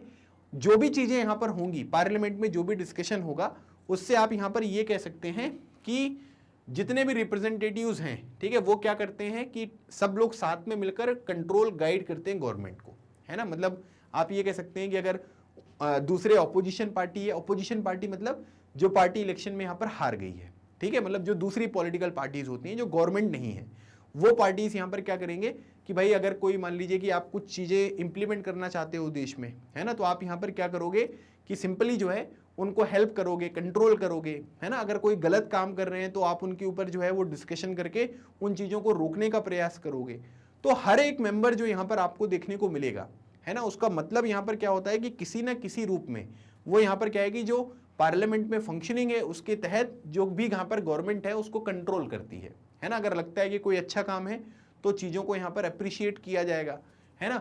अगर कुछ लगता है कि गलत कर रही है सरकार तो उस पर रोक टोक लगाई जाएगी। तो सिंपल सी बात यहाँ पर यह है कि सब लोग साथ में मिलकर कंट्रोल करते हैं और गाइड करते हैं गवर्नमेंट को। गवर्नमेंट मतलब जो यहाँ पर रूलिंग पार्टी है ना, जिसकी सरकार बनी हुई है, वही सारे डिसीजन यहाँ पर लेगा। तो उस तरीके से कंट्रोल किया जाता है और गाइड यहाँ पर किया जाता है। In this sense people through their chosen representative from the government and also control it. तो इसका मतलब यहाँ पर यह हुआ कि अब ये जो रिप्रेजेंटेटिव्स आपको पार्लियामेंट में देखने को मिलते हैं, जिनको हम क्या बोलते हैं, जिनको बोलते हैं मेंबर ऑफ पार्लियामेंट, है ना, एमपी, ठीक है। या हिंदी में अगर आप देखेंगे तो ऐसे जो लोग होते हैं इनको हम क्या बोलते हैं, इनको हम सांसद के नाम से जानते हैं, ठीक है। तो अब यहां पर क्या हुआ है कि जनता ने वोट डाला है, तो जनता ने वोट डाल के अपना रिप्रेजेंटेटिव यहां पर भेजा है। जनता की वजह से ही पॉलिटिकल पार्टीज जो है वो इलेक्शन जीती हैं, जनता की वजह से ही गवर्नमेंट का फॉर्मेशन हुआ है। गवर्नमेंट के फॉर्मेशन में जनता के ही रिप्रेजेंटेटिव जो है वो एमपीज यहां पर बने हुए हैं। जनता के रिप्रेजेंटेटिव ही यहां पर लोकसभा में, राज्यसभा में जो भी डिस्कशन हो रहा है उसमें यहां पर पार्टिसिपेट कर रहे हैं। जनता ने जिसको इलेक्ट किया है वही लोग यहां पर क्या करते हैं कि पॉलिसीज के ऊपर डिस्कशन करेंगे, पॉलिसीज को लेकर आएंगे, है ना। और जो पॉलिटिकल पार्टी जीत गई है उसको सपोर्ट भी करेंगे, जो लोग नहीं जीते उनको कंट्रोल भी यहां पर करेंगे। मतलब हर एक तरीके की चीजें जो है वो यहाँ पर पार्लियामेंट में होंगी। लेकिन आपको एक बात ये समझना है कि पार्लियामेंट में जो भी चीजें यहाँ पर हो रही हैं वो किसकी वजह से हो पा रही हैं, वो जनता की वजह से हो पा रही हैं, है ना। मतलब कि जो लोग हैं, जो यहाँ पर सिटीजन आपको देखने को मिलेंगे जिसने यहाँ पर वोट डाला है, तो इनडायरेक्टली आप ये कह सकते हैं कि through their chosen representative forms the government and control it. मतलब कि कुछ लोग जो हैं, ठीक है, वो यहाँ पर क्या करते हैं कि जो भी वोट डाला है उन्होंने, उसकी वजह से अपने रिप्रेजेंटेटिव उन्होंने इलेक्ट किए हैं। अगर उनकी गवर्नमेंट फॉर्म हो जाएगी तो वो यहाँ पर रूल कर रहे हैं, और अगर उनकी गवर्नमेंट फॉर्म नहीं होगी तो जिसकी गवर्नमेंट फॉर्म हुई है वो क्या कर रहे हैं कि उसको कंट्रोल भी कर रहे हैं, ताकि कोई वो ऐसा काम ना करें जो गलत हो जाए। बात समझ में आ रही है। मतलब रिप्रेजेंटेटिव्स के माध्यम से जो जनता है वो यहाँ पर रूल भी करती हुई आपको दिखाई दे रही है, और यहाँ पर वो जो गवर्नमेंट है उसको कंट्रोल करती हुई भी आपको दिखाई दे रही है। और इसी वजह से यहाँ पर आप ये कह सकते हैं कि जो लोग हैं और उनके जो रिप्रेजेंटेटिव्स हैं वो काफी इंपॉर्टेंट रोल यहाँ पर प्ले करते हुए दिखाई देते हैं। मतलब रिप्रेजेंटेटिव्स के माध्यम से जनता जो है वो यहाँ पर डिसीजन ले भी रही है और डिसीजन लेने के लिए रोक भी रही है, ठीक है। मतलब जैसे मान लीजिए कि कुछ लोग हैं जो किसी एक पॉलिटिकल पार्टी के सपोर्टर है, उस पार्टी की गवर्नमेंट यहाँ पर बनी, तो अगर उस पार्टी की गवर्नमेंट यहाँ पर बनी है तो कुछ लोग रूल कर रहे हैं, और कुछ लोग ऑपोजिशन में हैं, तो जो रूल कर रहे हैं वो कुछ गलत डिसीजन यहाँ पर ना लें, तो उसके लिए क्या कर रहे हैं कि जो पार्लियामेंट में डिस्कशन वगैरह होता है ना, उसमें जो क्रिटिसिज्म है वो देखने को मिलेगा, उनसे क्वेश्चनिंग वगैरह यहाँ पर की जाती है। तो कुछ लोग आप देख सकते हैं कि वो क्या कर रहे हैं कि ऑपोजिशन बनकर यहाँ पर जो सरकार है उस वो मतलब बिल्कुल ऐसा ना हो जाए कि एकदम बाहुबली टाइप है ना, कि जो काम करना है सब काम कर लेंगे। तो इस चीज को रोकने के लिए भी जो है वो कुछ लोग काम करते हैं, ठीक है। तो इसीलिए बोला जा रहा है कि people through their chosen representative form the government and also control it, ठीक है, उसको कंट्रोल भी यहां पर करते हुए दिखाई देते हैं।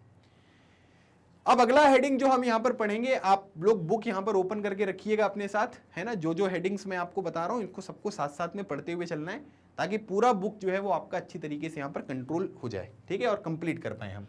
अच्छा, अब इसका नाम बताइएगा, ठीक है। वैसे हम इसको क्या बोलते हैं, इसको एपिक जो है उसके नाम से जानते हैं, ठीक है, EPIC। आपको मुझे ये बताना है कि ये जो एपिक है ना, इसका फुल फॉर्म क्या है, ठीक है। इसका फुल फॉर्म आप मुझे कमेंट सेक्शन में बताइएगा, ठीक है। दिख रहा है ना सबको ये फोटो आइडेंटिटी कार्ड, ठीक है, ऐसा। तो इसका फुल फॉर्म यहाँ पर क्या होता है, इसका जो वैल्यू है वो आपको मुझे कमेंट सेक्शन में बताना है। चलिए भाई, अब अगली बात करते हैं, the role of the parliament. अब क्या हुआ कि पार्लियामेंट जो है उसका क्रिएशन कब हुआ, ब्रिटिशर्स के टाइम पीरियड पर भी आपको देखने को मिलेगा, लेकिन अब क्योंकि इंडिपेंडेंट इंडिया जो है वो 1947 में बना, तो उसके बाद आप कह सकते हैं created after 1947। The Indian parliament is an expression of the faith that people of India have in principles of democracy. मतलब कि आप ये कह सकते हैं कि लोगों का जो विश्वास यहाँ पर जुड़ा है किसके साथ, डेमोक्रेसी के साथ।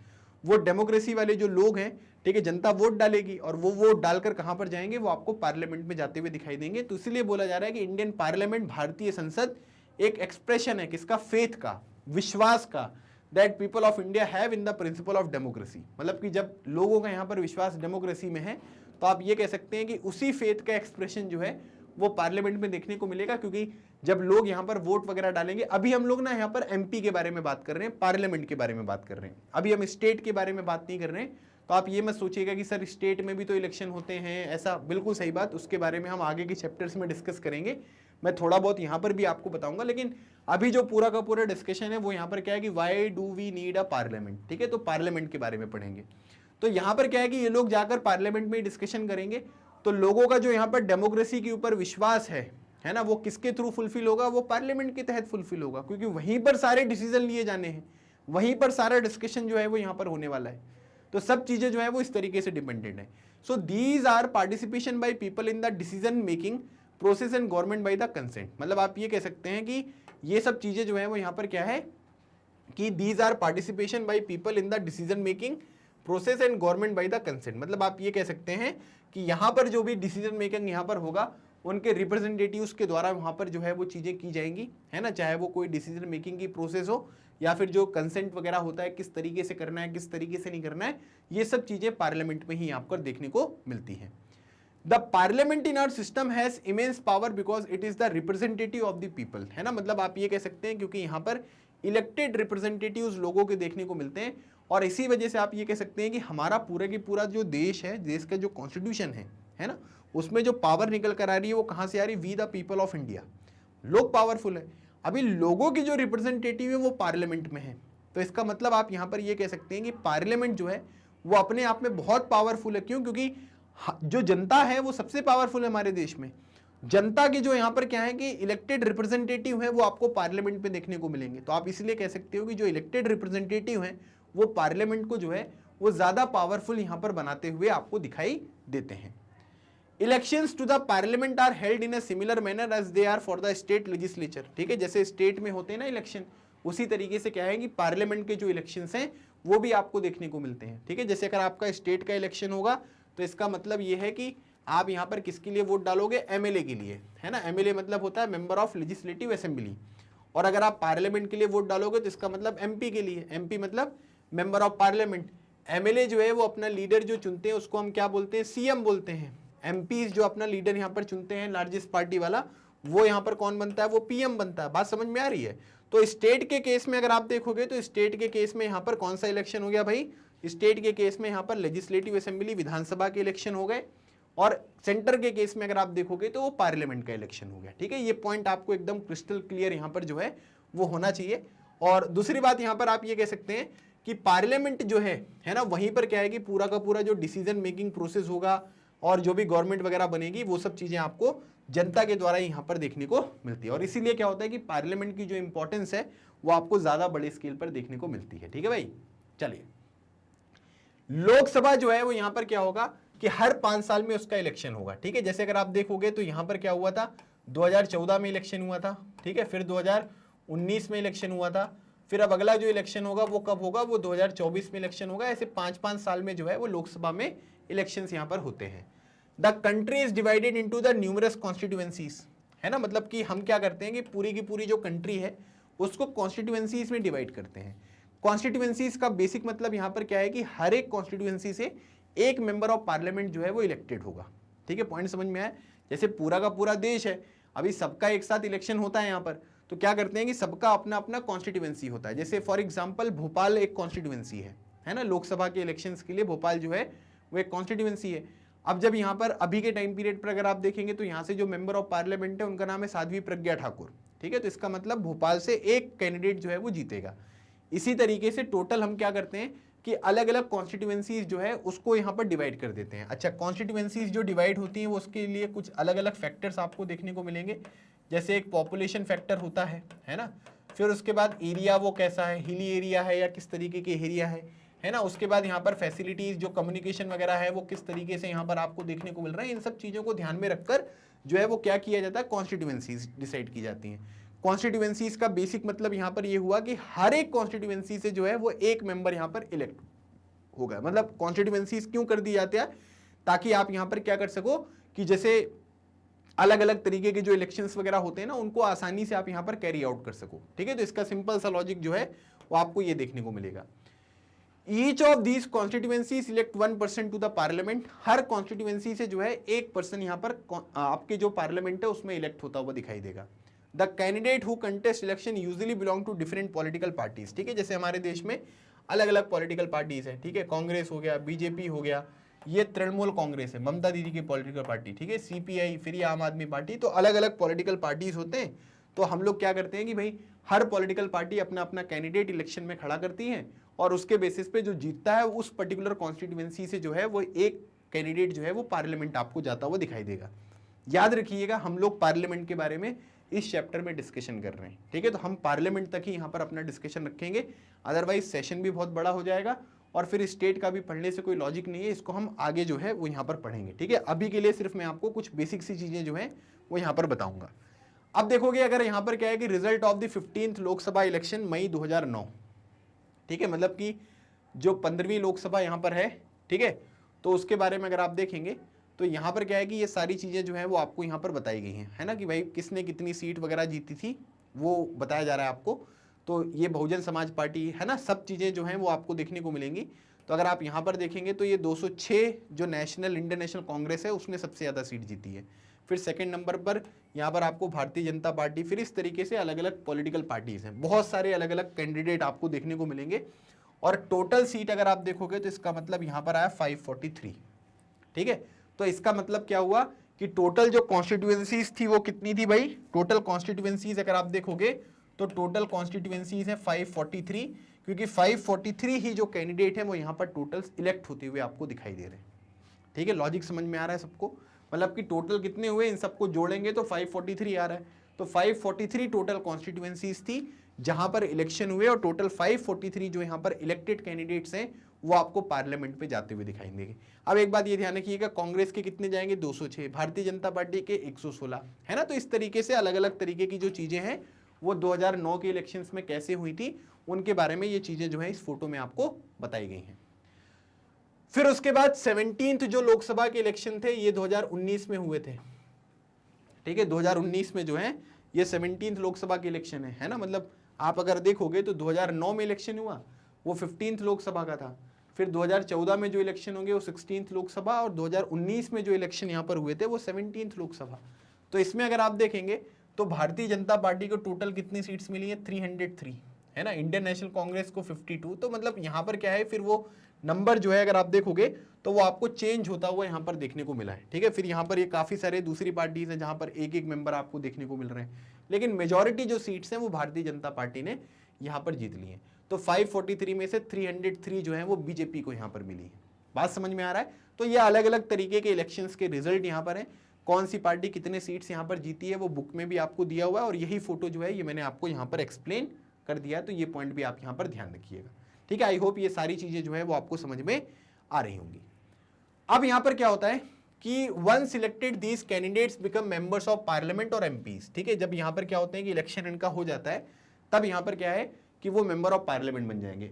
जब वो पार्लियामेंट मतलब कि जब लोकसभा के मेंबर बनेंगे तो उनको एमपी बोलते हैं। वैसे राज्यसभा के वाले जो मेंबर होते हैं उनको भी हम एमपी बोलते हैं, लेकिन याद रखिएगा एमएलए जो होते हैं वो स्टेट वाले होते हैं, ठीक है। एमएलए मतलब जो स्टेट की लेजिस्लेटिव असेंबली होती है, जिसको हम विधानसभा कहते हैं, उसके जो मेंबर्स होते हैं उनको हम एमएलए यहां पर कहते हैं, ठीक है। ये पॉइंट आपको ध्यान रखना है। These MP together makeup the parliament, सारे जो एमपी यहां पर होते हैं वो सब जब एक साथ यहां पर मिल जाते हैं तो पार्लियामेंट आपको बनता हुआ दिखाई देगा। Once election to the parliament have taken place, the parliament needs to perform various functions, ठीक है। जब यहाँ पर क्या हो जाएगा कि जब एक बार पूरा का पूरा इलेक्शंस वगैरह यहाँ पर हो जाते हैं तो पार्लियामेंट के काफी सारे काम होते हैं, है ना। मतलब आप ये कह सकते हैं कि संसद जो है वो इलेक्शन ऐसे तो हुआ नहीं होगा कि बस बैठने के लिए, है ना, मस्ती करने के लिए जो है वो यहाँ पर बनाया गया हो। वहां पर अलग अलग तरीके के जो काम है वो आपको देखने को मिलेंगे। तो पार्लियामेंट के फंक्शंस हैं क्या क्या, है ना, पार्लियामेंट जो है वो काम क्या क्या करती है, इस बात को भी समझना जो है वो थोड़ा सा जरूरी यहां पर हो जाता है। तो अब उस पॉइंट को हम थोड़ा अच्छी तरीके से देख लेते हैं। तो अब पहला जो यहां पर काम है वो यहां पर क्या है, first work to select the national government, है ना। नेशनल गवर्नमेंट मतलब जो राष्ट्रीय यहां पर सरकार है ना, उसको यहां पर क्या करना, उसको सेलेक्ट करना। ये पहला काम है किसका, पार्लियामेंट का। अब इस पॉइंट को हम समझते हैं। देखिए, parliament of India consist of the president, Lok Sabha and Rajya Sabha, ठीक है। मतलब कि जब भी यहां पर पार्लियामेंट की बात करेंगे केवल लोकसभा और राज्यसभा नहीं आते हैं। याद रखना ये काफी इंपॉर्टेंट फीचर है जो बाकी जगह पर जहां पर भी पार्लियामेंट्री फॉर्म ऑफ गवर्नमेंट आपको देखने को मिलेगा ना, पार्लियामेंट्री फॉर्म ऑफ गवर्नमेंट का मतलब क्या हुआ, हमारे देश में पार्लियामेंट है ना, उसके बेसिस पे काम होता है और सारे जो डिसीजन वगैरह होते हैं वो पार्लियामेंट के माध्यम से लिए जाते हैं। यूएसए में ऐसा नहीं होता है ना। यूएसए में प्रेसिडेंशियल फॉर्म ऑफ गवर्नमेंट है। वहां का जो प्रेसिडेंट होता है वो डिसाइड करता है कि किस तरीके से पॉलिसीज यहां पर आगे बढ़ेंगी और कौन कौन से जो डिसीजंस हैं वो हमको यहां पर लेने हैं, ठीक है। ये पॉइंट आपको ध्यान रखना है। तो अब यहां पर क्या है कि जो पार्लियामेंट ऑफ इंडिया है, ये क्वेश्चन बनेगा कि parliament of India consist of, do remember, president of India, Lok Sabha, Rajya Sabha, है ना। ये तीनों लोग यहां पर जब मिलते हैं तब पार्लियामेंट ऑफ इंडिया जो है वो यहां पर बनता है, ठीक है। ये काफी इंपॉर्टेंट पॉइंट है, इसको आपको ध्यान रखना है। आफ्टर द लोकसभा इलेक्शंस, मतलब जो इलेक्शंस यहां पर हो गए, एमपीज का इलेक्शन यहां पर हो गया, a list is prepared showing how many MPs belong to each political party, है ना। मतलब कि इसमें क्या होता है कि एक लिस्ट बनती है और उसमें यह बताया जाता है कि कितने जो कैंडिडेट हैं वो किस पॉलिटिकल पार्टी को यहां पर बिलोंग करते हैं, है ना। जैसे मैंने आपको ये दिखाया ना कि भाई ये इस तरीके से ये सीट्स यहां पर जीती हैं, तो इसके बेसिस पे क्या होगा कि पूरा का पूरा एक जो लिस्ट है वो यहां पर बन जाएगी और लिस्ट में ये बता दिया जाएगा कि कौन से मेंबर कौन सी पॉलिटिकल पार्टी को बिलोंग करते हैं।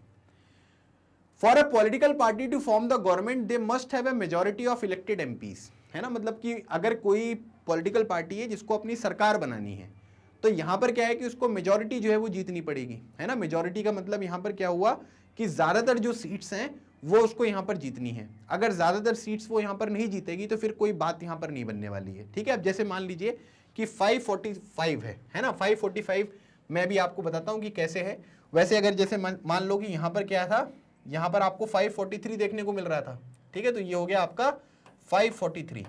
अब 543 अगर आप देखोगे तो अगर मैं सिंपली यहां पर देखो बोलूं कि 272 इधर हो गया और 271 इधर हो गया, है ना। तो 270 को 2 बार मल्टीप्लाई करोगे, 540 और 542 और 543। तो अब इनके पास क्या है कि इनके पास जो है वो मेजॉरिटी है ना, मेजॉरिटी है। तो सरकार किसकी बनेगी, जो 272 वाले लोग हैं ना इनकी सरकार बनेगी। तो इसको हम क्या बोलते हैं, इसको हम मेजॉरिटी जो है वो यहां पर कहते हैं। और मेजॉरिटी फिर इस तरीके से जब फॉर्म होगी ना तभी आप यहां पर ये कह सकते हैं कि कोई भी पॉलिटिकल पार्टी जो है वो अपनी गवर्नमेंट को यहां पर फॉर्म करती हुई आपको दिखाई देगी। So for a political party to form the government, they must have a majority of elected MPs. Since there are 543 plus 2 Anglo-Indian nominated. अब यहाँ पर क्या होता है कि 543 तो इलेक्टेड है ना, मतलब इनकी जगह पर क्या होगा कि आपको इलेक्शन होता हुआ दिखाई देगा। लेकिन 2 लोग ऐसे होते हैं जिनको यहाँ पर क्या किया जाता था, उनको नॉमिनेट यहाँ पर किया जाता था। अब आपके दिमाग में कई सारे क्वेश्चन यहाँ पर ये आएंगे कि सर ये एंग्लो इंडियन का मतलब क्या हुआ। देखो क्या है कि हमको पता है कि ब्रिटिशर्स हमारे देश में रहते थे, तो कुछ इंडियंस ने ब्रिटिशर्स के साथ यहाँ पर शादी कर ली, है ना। तो उसके बाद जो उनकी फैमिलीज यहाँ पर आगे बढ़ी ना, तो उसको हम एंग्लो इंडियन कहते हैं। तो जो हमारे कॉन्स्टिट्यूशन मेकर थे ना, उनका मानना ये था कि भाई इन फ्यूचर हो सकता है कि एंग्लो इंडियन जो कम्युनिटी है ना, उसका रिप्रेजेंटेशन जो है वो सही तरीके से यहाँ पर ना हुआ हो, है ना। मतलब जो उनका रिप्रेजेंटेशन होता है ना वो सही तरीके से नहीं हुआ है। तो उनके लिए क्या करो कि सीट्स जो है वो यहां पर रिजर्व कर दो। तो क्या होता था कि दो एंग्लो इंडियन कम्युनिटी जो मेंबर्स है ना, उनको यहां पर प्रेसिडेंट यहां पर नॉमिनेट करते थे। याद रखिएगा, दो एंग्लो इंडियन जो मेंबर्स हैं उनको प्रेसिडेंट नॉमिनेट करते थे। लेकिन आज के टाइम पीरियड पर, जब मैं ये वीडियो यहां पर शूट कर रहा हूं, जब आप इस वीडियो को देख रहे हो, एंग्लो इंडियन रिप्रेजेंटेशन जो है वो यहां पर समाप्त कर दिया गया है। ये पॉइंट आपको ध्यान रखना है। लेकिन बुक में क्या लिखा है, वो यहां पर लिखा हुआ है कि +2 एंग्लो इंडियन नॉमिनेटेड, लेकिन अब जो है वो यहां पर खत्म कर दिया गया है। लेकिन इससे अगर आप देखोगे तो 543 + 2, ठीक है, ये हो गया 543, और ये दो एंग्लो इंडियन कम्युनिटी नॉमिनेट हो गई, इसलिए यहां पर ये नंबर लिखा हुआ है 545। ठीक है, समझ में आ गया आपको? तो ये पॉइंट जो है एकदम क्रिस्टल क्लियर आपको यहां पर होना चाहिए कि इसका मतलब यहां पर क्या हुआ। Members in the Lok Sabha to have a majority party should have at least half of the numbers. ठीक है, जितना यहां पर कितना होना चाहिए, 272 मेंबर्स या फिर उससे ज्यादा। ठीक है, लेकिन मेजॉरिटी कितने में से निकलेगी, 543 में से ही निकलेगी, है ना। वो तो नॉमिनेटेड है, उससे कोई मतलब नहीं है। तो यहां पर क्या है कि जिस पार्टी को 272 सीट्स यहां पर मिलेंगी, उसकी यहां पर क्या है कि उसकी यहां पर सरकार बनती हुई आपको दिखाई देगी। तो अब इसका मतलब यहां पर क्या हुआ कि अगर आप देखेंगे तो यहां पर क्या है, इस वाली फोटो में देखो, जो 2019 का इलेक्शन हुआ था, भारतीय जनता पार्टी ने 333 यहां पर सीट जीती, 303, है ना। तो इसका मतलब यहां पर यह हुआ कि इनको किसी पार्टी का और सपोर्ट नहीं चाहिए, इनके पास ऑब्वियसली 272 से ज्यादा सीट है। लेकिन अगर आप इस वाले केस में देखेंगे, ठीक है, ये वाला जो केस है, इस केस में अगर आप देखोगे तो यहां पर क्या है कि इंडियन नेशनल कांग्रेस सबसे बड़ी पार्टी 206, तो इनको बाकी लोग क्या करेंगे, 272 करवाने के लिए सपोर्ट करेंगे, है ना, तभी बनेगा। क्योंकि अभी तो यहां पर क्या है कि कोई पार्टी जो है वो यहां पर क्या हो रहा है कि इंडियन नेशनल कांग्रेस को 206 ही मिल रहा है केवल अकेले। तो बाकी जो इनके कोलिशन पार्टीज होती है ना, आप यहां पर ये कह सकते हैं कि वो लोग इनकी मदद करेंगे, और फिर उसके बाद ये 272 होगा, तो फिर यहां पर क्या है कि सरकार बनती हुई आपको दिखाई देगी। ठीक है, आई होप ये चीजें आपको समझ में आ रही होंगी कि कैसे सरकार का फॉर्मेशन जो है वो यहां पर होता है। ठीक है, The opposition in the parliament is formed by all the political parties that oppose the majority party coalition formed। ठीक है, मतलब सिंपली आप ये कह सकते हैं कि जो दूसरी पार्टीज होती हैं, जैसे अब यहां पर क्या है कि कोई एक पार्टी है जिसका नाम है एक्स, ठीक है, उसने अकेले जीत लिया, ठीक है, 303 सीटें, जैसे भारतीय जनता पार्टी ने 2019 में जीता था, तो वो क्या है कि वो यहां पर गवर्नमेंट हो गई। तो जो बची हुई पॉलिटिकल पार्टीज है वो सारी क्या ऑपोजिशन है। ठीक है, the opposition in parliament is formed by all the political parties that opposes the majority party, है ना। मतलब कि जो मेजॉरिटी पार्टी होती है, कोलिशन को भी मैं समझाऊंगा कि कई बार क्या होता है कि पार्टी कोई भी पार्टी जो है वो यहां पर क्या करती है कि वो उसको एब्सोल्यूट मेजॉरिटी नहीं मिलती है ना। तो क्या करते हैं कि 2-3 पॉलिटिकल पार्टीज मिलकर सरकार बनाते हैं। 2 पार्टी मिनिमम होनी चाहिए एटलीस्ट, और उसके बाद ज्यादा कितनी भी हो सकती हैं। तो ऐसी जो गवर्नमेंट यहां पर फॉर्म होती है ना, उसको बोलते हैं कोलिशन गवर्नमेंट, है ना। तो यहां पर क्या है कि वो सारी की सारी पॉलिटिकल पार्टी जो यहां पर क्या है कि मेजॉरिटी पार्टी या कोलिशन जो फॉर्मेशन हुआ है उसका अपोज यहां पर करेंगी, उसको ऑपोजिशन पार्टी हम यहां पर कहते हैं। The largest among these parties is called the opposition party, है ना। अब उनमें से क्या होता है कि वो पूरा का पूरा ऑपोजिशन होगा, लेकिन जो सबसे बड़ी पॉलिटिकल पार्टी यहां पर आपको देखने को मिलेगी वो यहां पर कितनी होती है, उसको बोलते हैं ऑपोजिशन पार्टी। अब मैं आपको एक मजेदार चीज जो है वो यहां पर बता रहा हूं। ठीक है, देखो कॉन्स्टिट्यूशन में जब आप आगे जाओगे, कभी पॉलिटिक्स वगैरह यहां पर पढ़ेंगे, है ना, इंडियन पॉलिटी, तो आपको पता चलेगा कि अगर आपको मान लीजिए कि ऑफिशियल, है ना, जैसे क्या होता है कि ऑफिशियल अगर कोई ऑपोजिशन बनना है, ठीक है, ऑफिशियल जो ऑपोजिशन पार्टी है, ठीक है, वो आपको बनना है, तो जो टोटल सीट्स हैं, ठीक है, उसकी 10% सीट्स आपको जीतनी पड़ेंगी।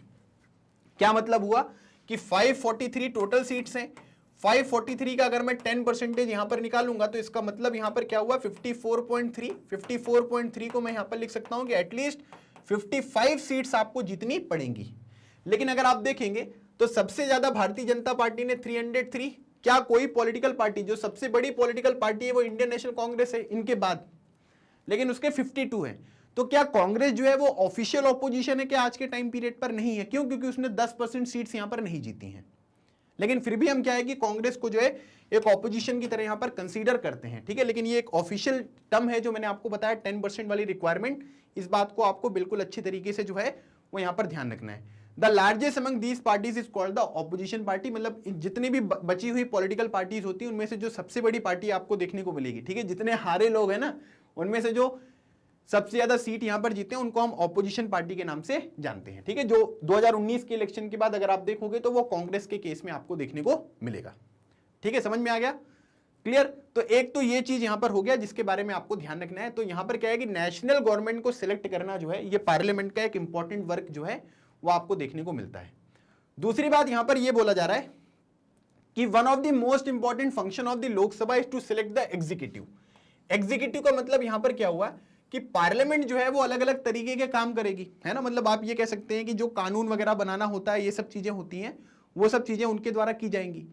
लेकिन उन कानून को एग्जीक्यूट करना, है ना, उनको इंप्लीमेंट करना, ये काम यहां पर कौन करेगा? ये काम एग्जीक्यूटिव करेंगे। तो यहां पर याद रखिएगा कि एक और इंपॉर्टेंट जो फंक्शन आपको लोकसभा का देखने को मिलेगा वो यहां पर क्या है कि चीजों को, मतलब एग्जीक्यूटिव जो है उनको चूज करना।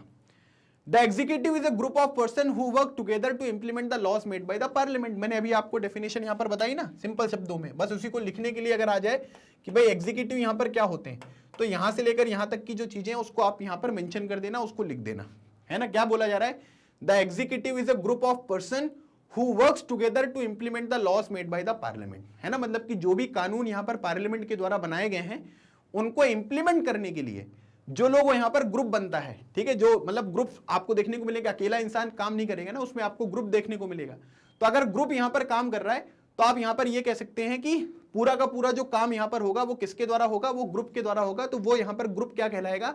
वो एग्जीक्यूटिव कहलाएगा। मतलब कि वो उस चीज को यहां पर क्या कर रहा है कि वो एग्जीक्यूट कर रहा है ना। मतलब कानून बन जाएगा तो कानून का जब तक इंप्लीमेंटेशन नहीं होगा तब तक तो कोई बात नहीं बनेगी ना, तो हमको उसको इंप्लीमेंट भी करना बहुत जरूरी है। और इसलिए यहां पर क्या बोला जा रहा है कि पार्लियामेंट का इंप्लीमेंटेशन, जो अलग अलग तरीके के लॉज होते हैं वो जरूरी होते हैं, वो कौन करेगा? वो एग्जीक्यूटिव करेगा। This executive is often what we have in mind when we use the term government. और यही आप अगर देखोगे तो एग्जीक्यूटिव कई सारे हैं, जैसे प्राइम मिनिस्टर एग्जीक्यूटिव हैं, उनका जो कैबिनेट मिनिस्टर्स आपको देखने को मिलेंगे वो एग्जीक्यूटिव हैं। तो काफी अलग अलग तरीके के होते हैं। और मतलब आप ये कह सकते हैं कि जब भी हम गवर्नमेंट यहां पर बोलते हैं ना, तो यही जो एग्जीक्यूटिव होता है जो क्या करेगा? चीजों का इंप्लीमेंटेशन करेगा। वो हमारे दिमाग, जैसे अभी मैं आपके दिमाग में बोलूंगा कि इंडियन गवर्नमेंट, तो आपके दिमाग में क्या है कि एक एग्जीक्यूटिव की जो है वो फोटो आपके दिमाग में फिट हो जाएगी, है ना। तो वही चीज जो है वो यहां पर इंप्लीमेंटेशन करते हुए दिखाई देते हैं। जो भी आपके पार्लियामेंट में कानून वगैरह पास होता है ना, तो उनका जो इंप्लीमेंटेशन होता है वो इन्हीं एग्जीक्यूटिव के द्वारा जो है वो यहां पर किया जाता है, ठीक है। तो इस पॉइंट को आपको बिल्कुल अच्छी तरीके से ध्यान रखना है। The prime minister of India is the leader of the ruling party in the Lok Sabha, ठीक है। अब यहां पर आप ये देख सकते हैं, ये अभी के हमारे प्राइम मिनिस्टर हैं श्री नरेंद्र मोदी जी। और यहां पर क्या होता है कि जो भी आपका यहां पर रूलिंग पार्टी है लोकसभा में, है ना। अब जैसे प्राइम मिनिस्टर का तो कोई इलेक्शन नहीं होता है ना, हम लोग क्या करते हैं, केवल एमपी इलेक्ट करते हैं, है ना। मतलब वोट डालने जाएंगे तो हमारे क्षेत्र के जो भी यहां पर सांसद के लिए, है ना, या एमपी के इलेक्शन के लिए लोग खड़े, उनमें से जिनको भी हम वोट डालना चाहते हैं उनका बटन यहां पर दबा देंगे, वो लोग यहां पर इलेक्ट हो जाएंगे। दूसरी इंपॉर्टेंट बात आपको यहां पर यह ध्यान रखनी है कि जो प्राइम मिनिस्टर ऑफ इंडिया होते हैं, है ना, अब जैसे मान लीजिए कि बीजेपी पार्टी 2019 में जीत गई थी, है ना, तो वो लोग क्या करेंगे, अपना लीडर जो है वो डिसाइड करेंगे कि भाई ये हमारे लीडर हैं। तो अब जब भी जिसको भी लीडर यहां पर डिसाइड किया जाएगा वो क्या करेगा? वो प्राइम मिनिस्टर यहां पर बनेगा, ठीक है। तो वही बोला जा रहा है कि the prime minister of India is the leader of the ruling party in the Lok Sabha. मतलब जिसने सबसे ज्यादा सीट यहां पर जीती है उसका यहां पर क्या है कि वो रूलिंग पार्टी के रूप में यहां पर काम करेगा। मतलब कि वो प्राइम मिनिस्टर जो है वो यहां पर बनेगा, ठीक है। From the MPs who belong to her party the prime minister select minister to work with her to implement decision, ठीक है। मतलब आप ये कह सकते हैं कि अब यहां पर क्या है कि जब प्राइम मिनिस्टर यहां पर इलेक्ट हो जाएगा, ठीक है, ये ध्यान रखिएगा, प्राइम मिनिस्टर जब इलेक्ट यहां पर हो गए तो यहां पर क्या है कि जो भी यहां पर एमपीज है, फ्रॉम द एमपीज मतलब उनकी जो पॉलिटिकल पार्टी है ना, उससे जो भी मेंबर ऑफ पार्लियामेंट आपको देखने को मिलेंगे उनको वो इलेक्ट करेंगे to work with her to implement decision. मतलब कि प्राइम मिनिस्टर अकेले तो काम नहीं कर सकते ना, इनके साथ होम मिनिस्टर देखने को मिलेंगे, फाइनेंस मिनिस्टर देखने को मिलेंगे, एक्सटर्नल अफेयर मिनिस्टर देखने को मिलेंगे, डिफेंस मिनिस्टर आपको देखने को मिलेंगे, काफी सारे लोग होते हैं। तो ये क्या है, ये कैप्टन है ना। और कैप्टन क्या करेगा, फिर अपनी टीम यहां पर डिसाइड करेगा कि इनकी टीम में यहां पर कौन कौन लोग होंगे, है ना। तो वो चीज जो है वो यहां पर डिसाइड होती है। These ministers then take charge of different areas of government functioning like health, education, finance, etc. जैसे हमारे हेल्थ मिनिस्टर कौन है अभी के टाइम पीरियड पर, ठीक है, मनसुख मंडाविया जी। एजुकेशन मिनिस्टर यहाँ पर कौन है भाई, मिनिस्टर ऑफ एजुकेशन जो है उनका नाम है श्री धर्मेंद्र प्रधान। और जो हमारे फाइनेंस मिनिस्टर है उनका नाम क्या है, श्रीमती निर्मला सीतारमण, ठीक है। तो ये अलग अलग तरीके के आपके मिनिस्टर जो हैं वो आज के टाइम पीरियड पर देखने को मिलेंगे, ठीक है। और इनके बेसिस पे क्या होता है कि ये एग्जीक्यूटिव तैयार हो गए, मतलब कि प्राइम मिनिस्टर वो भी एग्जीक्यूटिव हैं, और उसके बाद अगर आप देखेंगे तो बाकी के जो लोग हैं वो भी आपको मिनिस्टर्स यहां पर देखने को मिलते हैं, जिनके बेसिस पे ये पूरा का पूरा काम आपको देखने को मिल रहा है। तो ये क्या होगा, ये एग्जीक्यूटिव हैं, और एग्जीक्यूटिव के बेसिस पे आप जो भी यहां पर कानून जो है वो पार्लियामेंट में यहां पर बनेंगे वो कहां पर होंगे, उनके द्वारा इंप्लीमेंट होंगे। तो अब मुझको एक बात यहां पर समझाने में कोई बहुत मुश्किल काम नहीं होने वाला है कि पार्लियामेंट ही क्या कर रहा है कि अपने जो एग्जीक्यूटिव होते हैं ना, इनका इलेक्शन करता है है ना, मतलब उनको कैसे इलेक्ट करना है, किस तरीके से इलेक्ट करना है, ये सब चीजें जो हैं वो यहां पर आपको पॉसिबल होती हुई दिखाई दे रही हैं। ठीक है, आई होप ये पॉइंट आपको एकदम क्रिस्टल क्लियर हो गया होगा। Often times in the recent past, it has been difficult for a single political party to get the majority that is required to form the government। मतलब कि पहले कई बार अगर हम देखेंगे तो ऐसा कई बार यहां पर हुआ है कि किसी एक सिंगल पार्टी को जो है वो मेजोरिटी नहीं मिल रही है ना, मतलब वो जो 272 सीट वाला आंकड़ा है ना, वो क्या हो रहा था कि बहुत टाइम से पार्टीज को नहीं मिल रही थी, है ना। 2019 वाले इलेक्शन में मिली, उसमें कोई दिक्कत नहीं है, लेकिन उससे पहले भी अगर हम देखेंगे तो बहुत सारी पार्टीज थी जिनको 272 यहां पर जो सीट्स हैं वो यहां पर नहीं मिल पा रही थी। Then they join together with different political parties who are interested in similar concern to form what is known as coalition government. तो अगर मान लीजिए कि कभी किसी सिंगल पार्टी को यहां पर मेजोरिटी नहीं मिलती है, तो वो यहां पर क्या करेगा कि जो दूसरी पॉलिटिकल पार्टीज हैं जो सेम प्लेट पर हैं, है ना, सेम प्लेट का मतलब इनके जो किसी पर्टिकुलर सब्जेक्ट को लेकर ओपिनियंस है, इनके जो किसी पर्टिकुलर सब्जेक्ट को लेकर ओपिनियंस है वो सिमिलर हैं, है ना, एग्जैक्ट तो नहीं होंगे, सिमिलर आपको देखने को मिलेंगे। या आप ये कह सकते हैं कि कोई उनके बीच में बातचीत हुई, है ना, कुछ यहाँ पर जो है वो नेगोशिएशंस यहाँ पर किए गए, तो उनके बेसिस पे क्या होगा कि वो पॉलिटिकल पार्टीज जो हैं वो यहाँ पर दोस्त बन जाएंगी। और दोस्त बनकर क्या होगा कि फॉर एग्जाम्पल, है ना, अगर मान लो कि एक पॉलिटिकल पार्टी है जिसके 212 यहाँ पर सीट्स जीती थी और एक पॉलिटिकल पार्टी है जिसने 60 जीती हैं, तो 60 वाले को बोलेंगे कि तुम आ जाओ हमसे दोस्ती कर लो और इससे ये 272 हो जाएगा और इनको क्या है कि मेजॉरिटी जो है वो देखने को मिल जाएगी। बात समझ में आ रही है? तो इस तरीके से क्या होता है कि इस तरीके से जो कोलिशन गवर्नमेंट है उसका फॉर्मेशन होता है। तो कोलिशन गवर्नमेंट में कोई एक सिंगल पार्टी नहीं होती है ना, मिनिमम आपको 2 पार्टीज देखने को मिलेंगी और इनके बाद जो दूसरी चीजें होती है ना वो भी आपको इंक्लूडेड, 2 भी हो सकती है, 3 भी हो सकती है, वो डिपेंड करता है कि कितनी सीट्स की आपके पास कमी है। इस तरीके से जो गवर्नमेंट का फॉर्मेशन होता है इसको हम क्या बोलते हैं, इसको बोलते हैं कोलिशन गवर्नमेंट। तो डेफिनेशन यहां पर आ जाएगी, तो आपको ये चीज लिखनी पड़ेगी। अब एक बात यहां पर ये ध्यान रखना है कि कोलिशन गवर्नमेंट में क्या होता है कि थोड़ा इनस्टेबिलिटी रहती है। क्यों रहती है इनस्टेबिलिटी? की मान लो कोई एक पर्टिकुलर इश्यू है ना, उसमें एक लोग जो है वो यहां पर बोल रहे हैं कि भाई ये पॉलिटिकल पार्टी ऐसा बोल रही है, उसको जो सपोर्ट किया वो ऐसा बोल रही है, तो कई बार क्या होता है कि वो लोग अपना सपोर्ट वगैरह यहां पर खींच लेते हैं, तो सरकार गिर जाएगी। सपोर्ट खींच लेंगे का क्या मतलब हुआ कि वो बोल देंगे कि भाई हम सपोर्ट नहीं दे रहे हैं। तो जो 60 सीट्स के साथ वो लोगों ने ज्वाइन किया था दूसरी पॉलिटिकल पार्टी को, तो वो तो खत्म हो गए, तो 212 पे आ गए ना दोबारा आप, तो 212 पे आ गए तो मेजॉरिटी नहीं है, तो मेजॉरिटी नहीं है तो फिर आपकी जो सरकार है वो यहाँ पर गिर जाती है। ठीक है, तो इस तरीके के भी बहुत सारे केसेस आपको देखने को मिले, जैसे अटल बिहारी वाजपेयी जी के साथ ऐसा हुआ था। फिर उसके बाद यहां पर बोला जा रहा है कि the Rajya Sabha functions primarily as the representative of the state of India, ठीक है, इन द पार्लियामेंट। ठीक है, मतलब आप ये कह सकते हैं कि मैंने आपको बताया कि भारत का जो पार्लियामेंट है उसमें आपको प्रेसिडेंट ऑफ इंडिया देखने को मिलेंगे, लोकसभा देखने को मिलेगा, राज्यसभा। अच्छा, लोकसभा को हम बोलते हैं लोअर हाउस, ठीक है, एल मतलब लोकसभा और एल मतलब यहां पर लोअर हाउस। ठीक है, ये आपको ध्यान रखना है। राज्यसभा यहां पर क्या होता है कि राज्यसभा जो होता है इसको हम बोलते हैं अपर हाउस। ठीक है, ये हो गया आपका अपर हाउस। अब एक बात ये ध्यान रखिएगा कि जो लोकसभा का इलेक्शन होता है ना वो कैसा होता है, वो डायरेक्ट इलेक्शन होता है। ठीक है, ये क्या होता है, ये डायरेक्ट इलेक्शन होता है। और राज्यसभा का जो इलेक्शन यहां पर होता है वो कैसा होता है, वो इनडायरेक्ट इलेक्शन होता है। बोले सर ये क्या नई चीज आपने बता दी हमको, डायरेक्ट और इनडायरेक्ट, है ना, तो कोई दिक्कत नहीं है, मैं अभी आपको जो है ये चीजें यहां पर एक्सप्लेन कर देता हूं, तो कोई दिक्कत यहां पर नहीं होगी। ठीक है, तो अब यहां पर क्या है कि अगर हम देखेंगे तो ये हो गया आपका इनडायरेक्ट इलेक्शन।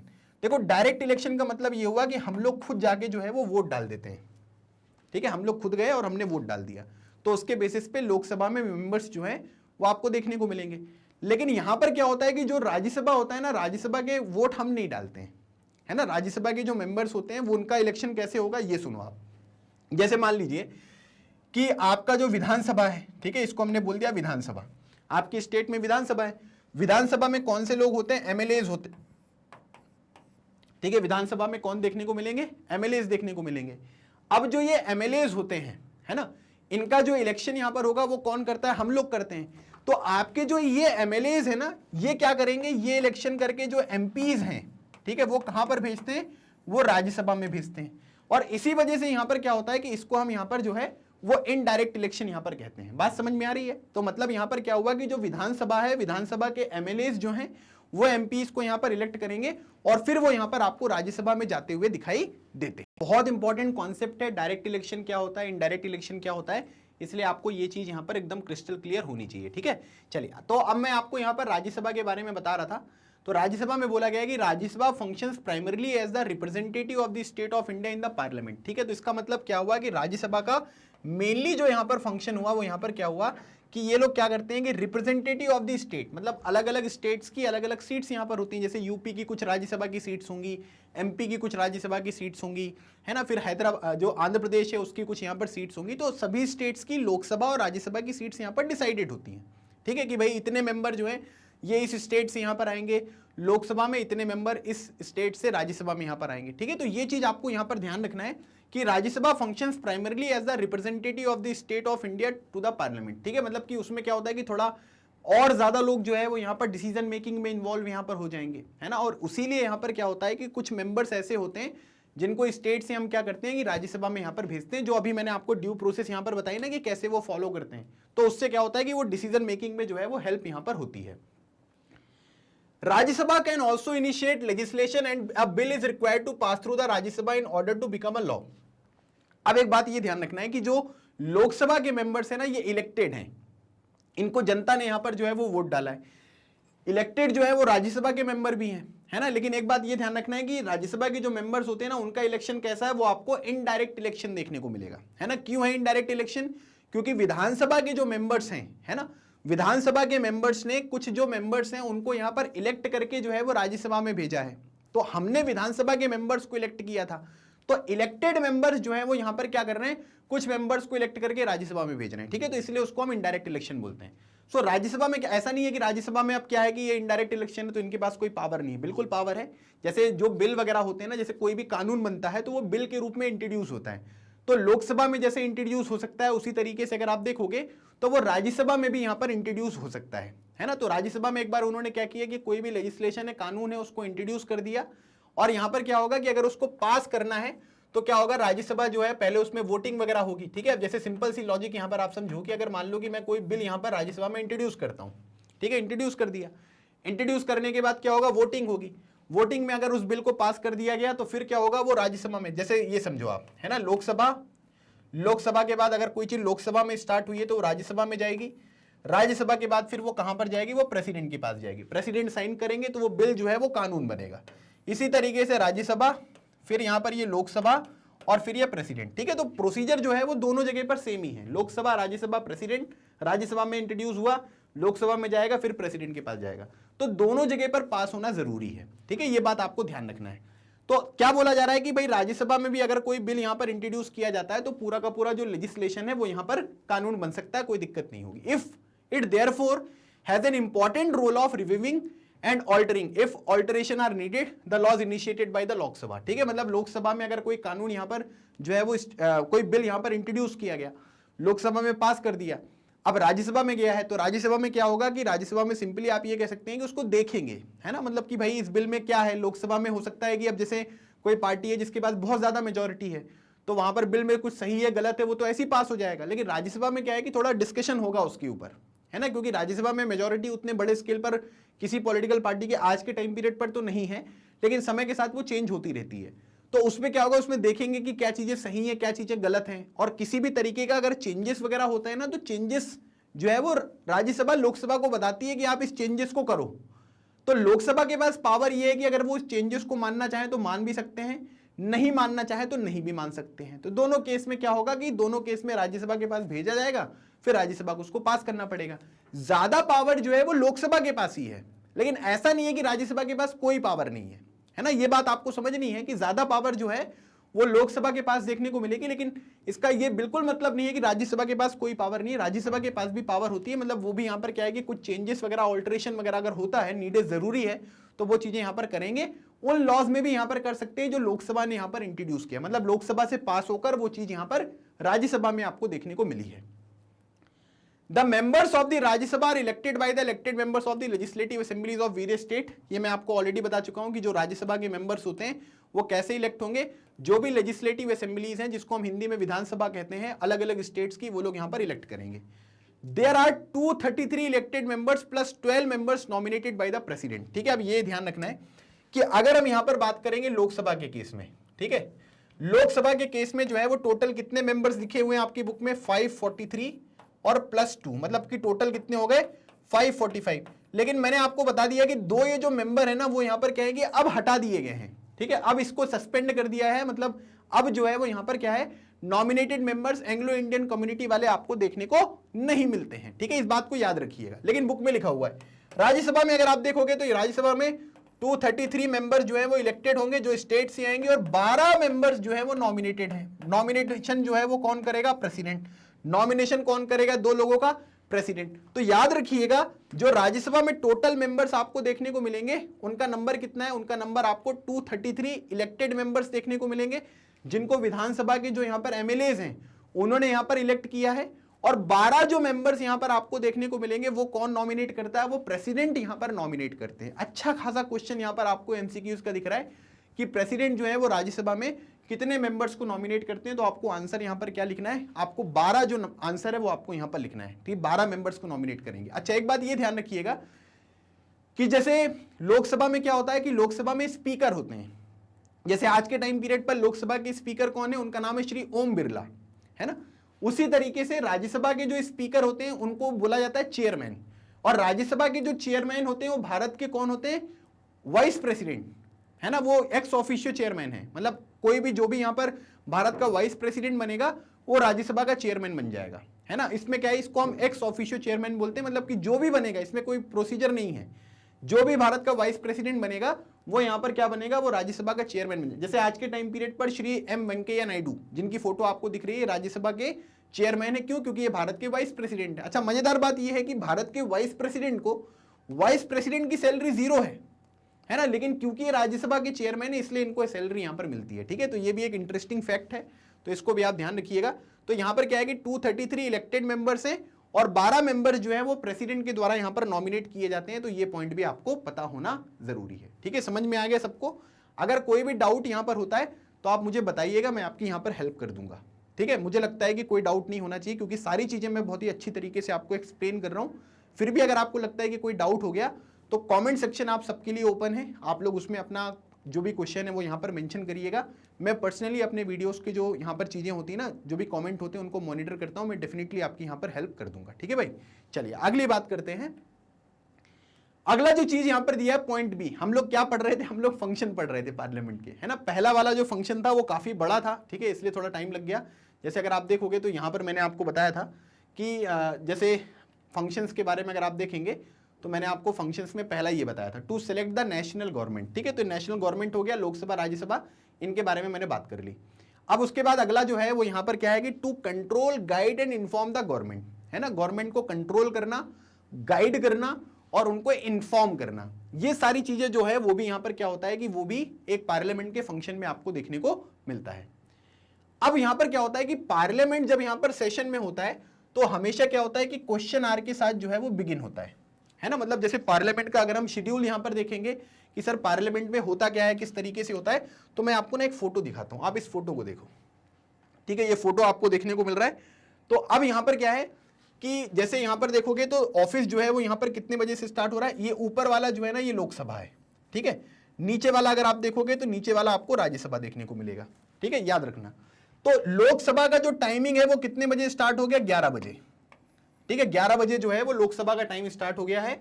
और 11 बजे, इसको थोड़ा ऊपर लिख देता हूं, ये एडिशनल इंफॉर्मेशन है जो मैं आपको बता रहा हूं भाई, है ना, ये बुक में नहीं है। तो याद रखिएगा यहां पर क्या हुआ है कि लोकसभा का टाइम जो है वो 11 बजे स्टार्ट हो रहा है और राज्यसभा का जो टाइम है वो 12 बजे स्टार्ट हो रहा है, ठीक है। समझ में आ रहा है, लोकसभा का टाइम 11 बजे स्टार्ट हो रहा है, तो 11 बजे से 12 बजे तक का टाइम है ना, 11 बजे से 12 बजे तक का जो टाइम है इसको क्या बोलते हैं, इसको बोलते हैं क्वेश्चन आवर, ठीक है। क्या बोलते हैं, 11 बजे से 12 बजे तक का टाइम ये होता है क्वेश्चन आवर। अब यहां पर क्या होता है कि 12 बजे से 1 बजे तक का टाइम जो होता है, ठीक है, 12 बजे से लेकर 1 बजे तक का जो टाइम है इसको बोलते हैं जीरो आवर। अच्छा यहां पर याद रखना है कि राज्यसभा का टाइम जो है वो कितने बजे स्टार्ट हो रहा है, 12 बजे। तो राज्यसभा में जब यहां पर 12 बजे चीजें स्टार्ट होंगी तो वो 0 आवर से स्टार्ट होंगी और लोकसभा में 12 बजे से 1 बजे तक 0 आवर। अच्छा क्वेश्चन आवर में क्या होता है कि जो दूसरे मेंबर्स होते हैं ना वो मंत्री वगैरह से क्वेश्चन यहां पर पूछते हैं, जो मिनिस्टर्स होते हैं ना उनसे क्वेश्चन पूछे। 0 आवर में क्या होता है, 0 आवर में वो चीजें यहां पर डिस्कस की जाती है जो जनता के लिए बहुत जरूरी है, ठीक है, उनके ऊपर नोटिस किया गया और उनको ये देखा गया कि भाई ये चीजें एकदम से जो है वो न्यूज में यहां पर आ गई हैं और इनको जो है वो डिस्कस करना जरूरी है। तो एक्सट्रीम इंपॉर्टेंट जो चीजें होती है ना उनको 0 आवर में डिस्कस करेंगे। तो 12 बजे से 1 बजे तक का टाइम पीरियड होता है। फिर उसके बाद अगर आप देखोगे तो 1 बजे से 2 बजे लंच होता है, ठीक है। 1 बजे से 2 बजे का जो टाइम पीरियड है ना पूरा ये लंच का टाइम पीरियड है, ठीक है। फिर उसके बाद जो दूसरे काम होते हैं वो आपको देखने को मिलते हैं। और याद रखना लोकसभा जो है वो यहां पर 6 बजे तक काम करती है और राज्यसभा जो है वो 5 बजे तक काम करती है, ठीक है। क्लियर हो गया? तो ये पूरा का पूरा यहां पर इस तरीके से फंक्शन है। तो अभी मैंने जो आपको यहां पर बात बताई इसमें बोला गया है कि जब पार्लियामेंट सेशन में होती है तो वहां पर क्या होता है कि स्टार्टिंग किससे होती है? क्वेश्चन आवर से, ठीक है। क्वेश्चन आवर से। हम लोकसभा की बात कर रहे हैं, राज्यसभा की बात नहीं कर रहे हैं। The question our is an important mechanism through which MPs can illicit information about the working of the government, ठीक है। जिसमें जो भी यहां पर आपके एमपीज होते हैं, ठीक है, मेंबर ऑफ पार्लियामेंट्स आपको देखने को मिलेंगे, वो लोग क्या करेंगे? अलग अलग तरीके की जानकारी आपसे यहां पर पूछ सकते हैं, है ना, कि भाई कुछ इंफॉर्मेशन वगैरह यहां पर आप बता दो, है ना, या कोई मिनिस्टर वगैरह है उनके बारे में कुछ चीजें यहां पर पूछ ली, कैसे काम हो रही है ना, ये सब चीजों की जानकारी। क्वेश्चन आवर का मतलब है कि क्वेश्चंस यहां पर पूछना। This is very important way through which the parliament controls the executive, है ना। तो यहां पर क्या पढ़ रहे हैं हम? कंट्रोल करना, गाइड करना और इन्फॉर्म करना। तो यहां पर क्या होगा कि जब मैं उनसे क्वेश्चन पूछूंगा, उनसे पूछूंगा कि भाई सरकार किस तरीके से काम कर रही है, इस स्कीम्स की कुछ डिटेल्स बताइए, कैसा काम यहां पर हो रहा है, जो आपने पैसे यहां पर लिए थे उसको किस तरीके से आप यूटिलाइज कर रहे हो। तो यहां पर क्या है कि एग्जीक्यूटिव के ऊपर जो है वो कंट्रोल किया जा रहा है। क्वेश्चन कोई एक ही इंसान पूछ रहा है, लेकिन यहां पर क्या होगा कि उसका आंसर तो सब लोग सुन रहे हैं ना। तो यहां पर क्या हो रहा है कि जो एग्जीक्यूटिव है, एग्जीक्यूटिव कौन? जो चीजों को इंप्लीमेंट करते हैं, कैबिनेट मिनिस्टर हो सकते हैं या कोई भी व्यक्ति यहां पर हो सकता है, तो उसको आंसर देना पड़ेगा। तो इससे क्या हो रहा है कि जो मेंबर ऑफ पार्लियामेंट है वो एग्जीक्यूटिव के ऊपर यहां पर कंट्रोल अपना एस्टेब्लिश कर रहे हैं, है ना। मतलब कंट्रोल का मतलब क्या है कि उनके ऊपर ये दिखा रहे हैं कि भाई हम आपसे क्वेश्चन पूछ रहे हैं तो आपको इसका आंसर यहां पर देना पड़ेगा। तो ये पॉइंट आपको यहां पर समझना है। इस तरीके से क्या होता है कि क्वेश्चन आवर के माध्यम से जो एमपीज होते हैं वो यहां पर क्या करते हैं कि जो गवर्नमेंट है उसके एग्जीक्यूटिव्स को हम यहां पर कंट्रोल करते हुए दिखाई दे रहे हैं, ठीक है। समझ में आया? तो ये पॉइंट इस तरीके से। तो ये मैंने आपको कुछ एडिशनल इंटरेस्टिंग चीज बता दी थी, इसको ध्यान रखिएगा। By asking question the government is alerted to its shortcomings and also comes to know the opinion of the people through their representatives in the parliament, that is their MPs। अब यहां पर क्या होगा कि अगर मान लीजिए कि मैं सवाल पूछ रहा हूं, ठीक है, आप आंसर दे रहे हो, मैं क्रॉस क्वेश्चनिंग करूंगा, तो इससे क्या होगा कि आपको भी समझ में आएगा कि आपने गलती क्या करी है। तो उनको अपनी शॉर्टकमिंग्स के बारे में भी जो है वो चीजें पता चलेंगी। दूसरी बात यहां पर यह है कि जो एमपीज यहां पर उनको काउंटर करेंगे, है ना। जैसे मैं सरकार में नहीं हूं, मैं नॉर्मल एक एमपी हूं, तो मैं देखूंगा, मैं अपने कॉन्स्टिट्यूएंसीज में जब यहां पर जाऊंगा जहां से मैं इलेक्ट होकर आया हूं, वो लोग बताएंगे कि हमारे साथ ऐसा गलत हो रहा है, ये हो रहा है, वो हो रहा है। तो उन सब चीजों को मैं पॉइंट बनाकर जो है उनसे क्वेश्चन पूछूंगा। तो इससे क्या होगा कि जो एग्जीक्यूटिव है, जो रूलिंग गवर्नमेंट है, उसको यहां पर यह पता चलेगा, ठीक है, कि वो यहां पर उसको यह पता चलेगा कि भाई जो पार्लियामेंट यहां पर है उसको यह पता चलेगा कि यहां पर शॉर्टकमिंग्स यहां पर क्या आ रही हैं। जो एग्जीक्यूटिव है, जो रूलिंग गवर्नमेंट है, उनको यह पता चलेगा कि किस तरीके से हमको थोड़ा सा यहां पर काम करना है ना, क्या क्या गलतियां यहां पर हो गई हैं, दूसरे जो यहां पर लोग हैं उनके क्या ओपिनियंस हैं, वो ओपिनियंस कैसे पता चल रहे हैं? उनके रिप्रेजेंटेटिव के माध्यम से, है ना, मेरे माध्यम से। मेरे वहां की जो जनता है जिसने मुझे इलेक्ट करके भेजा है उसकी बातें मैं आपको यहां पर बता रहा हूं। तो लोगों के ओपिनियन यहां पर पता चल रहे हैं। Asking question of the government is a crucial task of every MP. मतलब आप ये कह सकते हैं कि जो भी यहां पर गवर्नमेंट होते हैं, जो भी उनके एग्जीक्यूटिव हैं, मतलब कि जो अलग अलग तरीके के मिनिस्टर्स आपको यहां पर देखने को मिलेंगे, है ना, उन सभी लोगों को अगर आप देखोगे तो वो यहां पर क्या है कि बहुत ही एक एक्सट्रीमली इंपॉर्टेंट एक टास्क यहां पर होता है, जिसमें क्या होता है कि एमपीज जो होते हैं वो गवर्नमेंट से यहां पर सवाल पूछते हैं। और इसीलिए क्या होता है कि इसी से हम ये चेक कर सकते हैं कि गवर्नमेंट जो है वो सही तरीके से यहां पर काम कर रही है अथवा नहीं कर रही है, ठीक है। इसीलिए क्या होता है कि क्वेश्चनिंग बहुत इंपॉर्टेंट है। The opposition parties play a critical role in the healthy functioning of a democracy. अब यहां पर क्या होता है कि जो रूलिंग गवर्नमेंट है वो तो इंपॉर्टेंट होती ही है, लेकिन यहां पर क्या है कि ऑपोजिशन का भी एक स्ट्रॉन्ग ऑपोजिशन होना बहुत जरूरी है ना। आप हमेशा यहां पर क्या कर सकते हो कि केवल ऐसी जबरदस्ती क्रिटिसाइज यहां पर करोगे तो फिर काम नहीं बनेगा। आपको यहां पर क्या है कि गवर्नमेंट की फंक्शनिंग यहां पर देखनी पड़ेगी कि कैसे वो काम हो रहा है, किस तरीके से काम हो रहा है, आपके जो क्वेश्चंस हैं वो कितने यहां पर अच्छे क्वेश्चंस आप उनसे पूछ रहे हो, है ना। तभी तो यहां पर आप क्रॉस वेरीफाई कर पाओगे ना कि भाई जो गवर्नमेंट डेटा यहां पर रिवील करता है, रिलीज करता है, वो कितने सही है, कितने गलत हैं। तो इसके लिए स्ट्रॉन्ग ऑपोजिशन का होना जरूरी है। जब तक स्ट्रॉन्ग ऑपोजिशन यहां पर नहीं होगा, आप यहां पर यह कह सकते हैं कि काफी सारी जो मुश्किलें हैं वो यहां पर हो सकती हैं। क्यों? क्योंकि सामने वाले को भी यहाँ पर पता चल गया कि कुछ ऑपोजिशन तो है ही नहीं है, और जब ये ऑपोजिशन यहाँ पर है ही नहीं है तो कोई कुछ पूछेगा नहीं, ये लोग जबरदस्ती बात करेंगे और बस शांत हो जाएंगे। तो इसलिए क्या होता है कि डेमोक्रेसी जो है वो यहाँ पर काम तब अच्छी तरीके से करती है जब आपके काम के ऊपर क्वेश्चन करने वाले लोग यहाँ पर सही तरीके से अपना काम करें। अगर वो काम ही नहीं होगा तो फिर यहाँ पर कैसे जो है वो चीजें जो है वो आपको इंप्लीमेंट होती हुई दिखाई देंगी, है ना। इस बात को आपको अच्छी तरीके से जो है वो समझना है। They highlight drawbacks in the various policies and programs of the government and mobilize popular support for their own policies। मतलब आप ये कह सकते हैं कि अगर मैं किसी पर्टिकुलर पार्टी जो गवर्नमेंट है उसको यहां पर क्रिटिसाइज करता हूं एक एमपी होने के नाते, है ना, तो मैं बताऊंगा कि सर आपने इतना पैसा खर्च कर दिया, इतने में काम हो जाता, आपने ये जो पॉलिसी है इसको सब लोगों को इंप्लीमेंट नहीं किया, केवल इन लोगों को यहां पर इंप्लीमेंट किया, सब लोगों को करते तो ज्यादा लोगों को बेनिफिट होता। तो इससे क्या होता है कि जब ऑपोजिशन स्ट्रांग होगा, रीजनेबल बातें यहां पर करेगा ना, तो सरकार को पता चलेगा कि क्या कमियां खामियां हैं, ठीक है। ऐसा नहीं होता है कि जो पार्टी हार गई है उसमें सब लोग जो है वो केवल फालतू की बातें करते हैं, कुछ लोग जो है वो काफी सेंसिबल बातें करते हैं, और इससे क्या होता है कि इससे जो रूलिंग पार्टी यहां पर होती है ना उसको यहां पर काफी सारी चीजें जो है वो सीखने को मिलती हैं, काफी सारे जो इंप्रूवमेंट्स हैं वो यहां पर वो कर सकते हैं। तो इससे क्या है कि उनकी गवर्नमेंट की जो फंक्शनिंग वगैरह है किस तरीके से काम कर रही है ना, क्या क्या उसमें जो उनमें ड्रॉबैक्स हैं, जो कमियां देखने को मिल रही है पॉलिसीज में, उनको कैसे इंप्रूव किया जा सकता है, और जो मोबिलाइज कर सकते हैं वो popular support for their own policies. मतलब आप ये कह सकते हैं कि हम जब आएंगे पार्टी में, है ना, तो हम इस तरीके की जो चीजें हैं वो बनाएंगे, जनता को वो चीजें पता चलेंगी। तो इससे क्या है कि जो रूलिंग गवर्नमेंट है वो भी अपना जो स्टैंड है वो आपको चेंज करती हुई दिखाई दे सकती है। और इसीलिए याद रखिएगा कि मुझे तो ऐसा लगता है कि रूलिंग पार्टी से ज्यादा जो अपोजिशन पार्टी होती है उसका काफी एक क्रूशियल रोल यहां पर होता हुआ दिखाई देगा। रूलिंग पार्टी तो काम करती है, ऑब्वियस सी बात है, लेकिन जो अपोजिशन पार्टी है उसका भी रोल आपको बहुत इंपॉर्टेंट यहां पर देखने को मिलता है। The government gets valuable feedback and is kept on its toes by the question asked by the MPs. मतलब कि क्या होता है कि सरकार किस तरीके से काम कर रही है उसके फीडबैक यहां पर मिलते हैं, है ना। और आप यहां पर ये कह सकते हैं कि अगर अच्छे क्वेश्चन यहां पर पूछोगे तो kept on its toes by the question asked by the MPs.